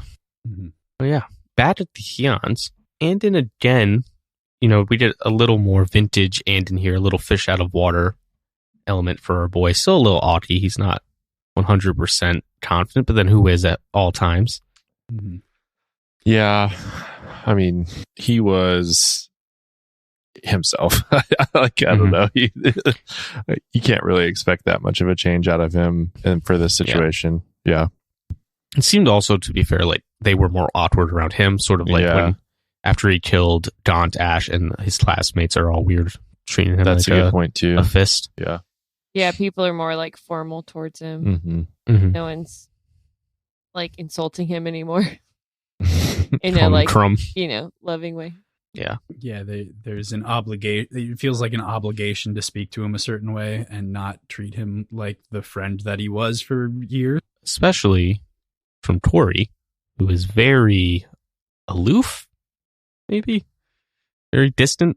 Got a girl on his arm. Yeah, I was gonna say it felt like he was playing it cool, like he didn't care. Mm-hmm. Probably does. Definitely does. Yeah. Bringing a girlfriend though, come on, Corey. Yeah, I feel like that's how you know he cares. And that's gonna like hurt Anden's feelings. And he's like shows up late and leaves early so that he didn't have to talk to Anden. Is that a little bit for his dad too, though? Could be. Like, look at this thing that you made us do. Like, here's the fruits of it. I'm seeing a woman. Maybe you'll get what you wanted. I don't know. I hadn't thought of it like that. That's interesting. It makes sense. Speaking of Doubt Lawson, our guy getting old out here. Anden noticed he had to take some pills with his meal. Hey, me too, brother. Fair, honestly. But there's an interesting quote here from Doubt Lawson, which I don't think we've heard. But Fade Warriors are young, and then they are ancient. Hard on a body. It makes a lot of sense. Looking at like Khal Sen and Doru, like pretty effective leaders until suddenly they're not. Pretty ruthless and then decrepit. Mm-hmm. Kind of like all of the current Avengers. Yeah. Mm-hmm. Jesus Christ, retire already. Move on. The reason, though, for Doubt's conversation with Andy is not just to talk about how old he is, but to talk to him about Tar's behavior and the way that's not necessarily going to help things when it comes to moving the needle on public perception of Jade and Aspenia. Yep. Yeah. Tar shocking everyone on both sides with his level of torture. But it is interesting. Anden, he's trying to use Jade as a healing device. And Dauk's warning against Jade being only seen as a weapon. And it's like, Anden's like, I'm doing my best. Like, Anden's trying to help bring medicine now to Aspenia since this new development. Channeling, I should say. So he's like, I'm sure it doesn't matter what anyone says to Tar. No one's going to, especially not Anden, no one's going to be able to talk to Tar about his behavior. I just loved it. He's like, you cannot be doing that shit over here. Like, you can kill our enemies, but not like that. I think that it also kind of goes against the idea that Tar did it strictly for himself. Like, if he allowed Aspenia and Greenbones to be party to it and like spread rumors about it afterwards, like there's a showing of ruthlessness that was inherent in that as well. Like a statement was made, and maybe make Tar is entirely oblivious to it. Yeah, he might not be smart enough to be. I think, to see that. I think from Tar's perception, it was more utility because he says like making multiple fake personas to get into Chaitan would have been hard, so he needs to use them to an extent. Mm-hmm. And then, obviously, I feel like I meant more so like they're not displaying the body and being like, "Here's what happens." Crews keep away from the Chetanese population. So of course, the people there he knew are gonna like talk about it to Doubt, but I don't think I mean, it wasn't for like a wider message. Okay. But it did obviously, to your point, get out in a way that is impacting No Peach's mission abroad with their allies, though. So it's even worse, probably. Mm-hmm. Mm-hmm. Oh, yeah, that is all I have. I had a note about a quote on page 85. Don't know what quote that was. So obviously, I reread the page and I was like, "There's some decent stuff in there, but nothing that I feel like needs to be pointed out." I think they say Anden is too green for the city, which I like whenever we learn about how green that is. Actually, it's good to see you, Anden. You were always too green for the city, but I'm glad you visit. That is nice. Yeah. It's a nice quote. Fonda's just like excellent at writing, though, so we know that. Good job, COVID Thomas. Thank you. COVID brain made it through. All right. So that brings us to our closing thoughts. And of course, that's who won the week. Who won the sad depresso? I was going to say Anden. Ooh. Barrow. We got a Barrow. We got an Anden. I like the idea of Barrow, but I feel like he didn't really do anything his second chapter. Meta hottie. Flubbed it. Yeah. He's got weird luck, though. Might work out. Emma. Got that. What about Wound? How do they describe his face? Got a little boob I have a wound take. That's what I was going to say. You know, he felt up his boss. Yeah. He's been wanting to for a while. I think I would go with Anden. Seems to have the fewest fuck ups. Oh my god, that's such a great measure. What do you guys think? Cross, you go first because I need to think still, if that's okay.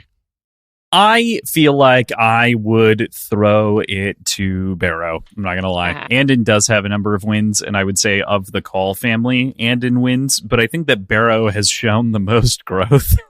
As awful as that is, even though he fucked up less than he would have books ago if you were talking to a girl, you know, like This is still better. I think so. I want to say Barrow. However, we know he's got the weird luck of the gods on him. And so it seems too early for him to truly win. So I'm not going to say Barrow. I'm going to go on a wild take here. I'm going to say Wen won. And it's because of her perseverance and her I don't know if quiet dignity is the right word, but I was just so impressed and moved by her and how hard she's fucking fighting and how she's everything in her life is falling apart and she's still just plugging and still just still so green in her soul. So I will say Wen won the week. All right. It's a good call. I'm sticking with Barrow. All right. I didn't think we mentioned it, but I also wanted to say I loved the moment between Anden and Wen at the party. Yes, we did not mention it. That is, I agree. That was very. They both went through shit together. Lovely. Yeah, nothing bonds you quite like dying and give me some good feelings. Almost dying resurrected together. Yeah, and they had been bonding in Espenia before that. And they had become quite close and they have that the two unlucky ones of the family, and now they've turned it into a strength and not a. They're paired by choice, even though they have it made sense to outsiders probably that the two unlucky ones would clomp together, but that's not why. It's because they are the two greenest calls in some ways that they paired up like that. But yeah, next week, second episode of Jade Legacy, where we will be talking about chapters 9 through 14. Do not read 15. Do not read 15. So that's going to bring us to the end of part 1 of the book as well. It's just a fun note there. But that's where we're going to leave you for this week. Thank you as always, Tim and Andrew. You make the show happen. Check out the show notes. You can find the schedule, Patreon, previous episodes, websites, social media accounts in one consolidated location. Don't forget to rate and review 5 stars only. If you don't give us 5 stars only, then we will slit your throat. Wow, dude. That's a lot. I was thinking let you take a boat ride with Make Tar or something. That'd be worse. Well, that was just, it sounds explicit. I was thinking tear gas you at a casino. And there were a lot of options, and we went with death. She went with. I'm not done. After we kill you, we will dissolve all your family businesses and properties to people who do give us 5 stars. Nice. Okay. She brought it back around. I would say you landed that plane despite some unruly passengers. Oh, man. With that, like PJ had mentioned, you can find us Words Whiskey Pod on Twitter, Instagram, and Reddit, wordsandwhiskeyshow@gmail.com, patreon.com/words and whiskey, t-shirts on TeePublic. You can find HowlerPod at HOWLERPOD on Instagram and Twitter. And you can find High Key Obsessed at High Key. Is it High Key O Pod or is it High Key Obsessed Podcast now? You'll never learn. Obsessed Podcast. Damn it.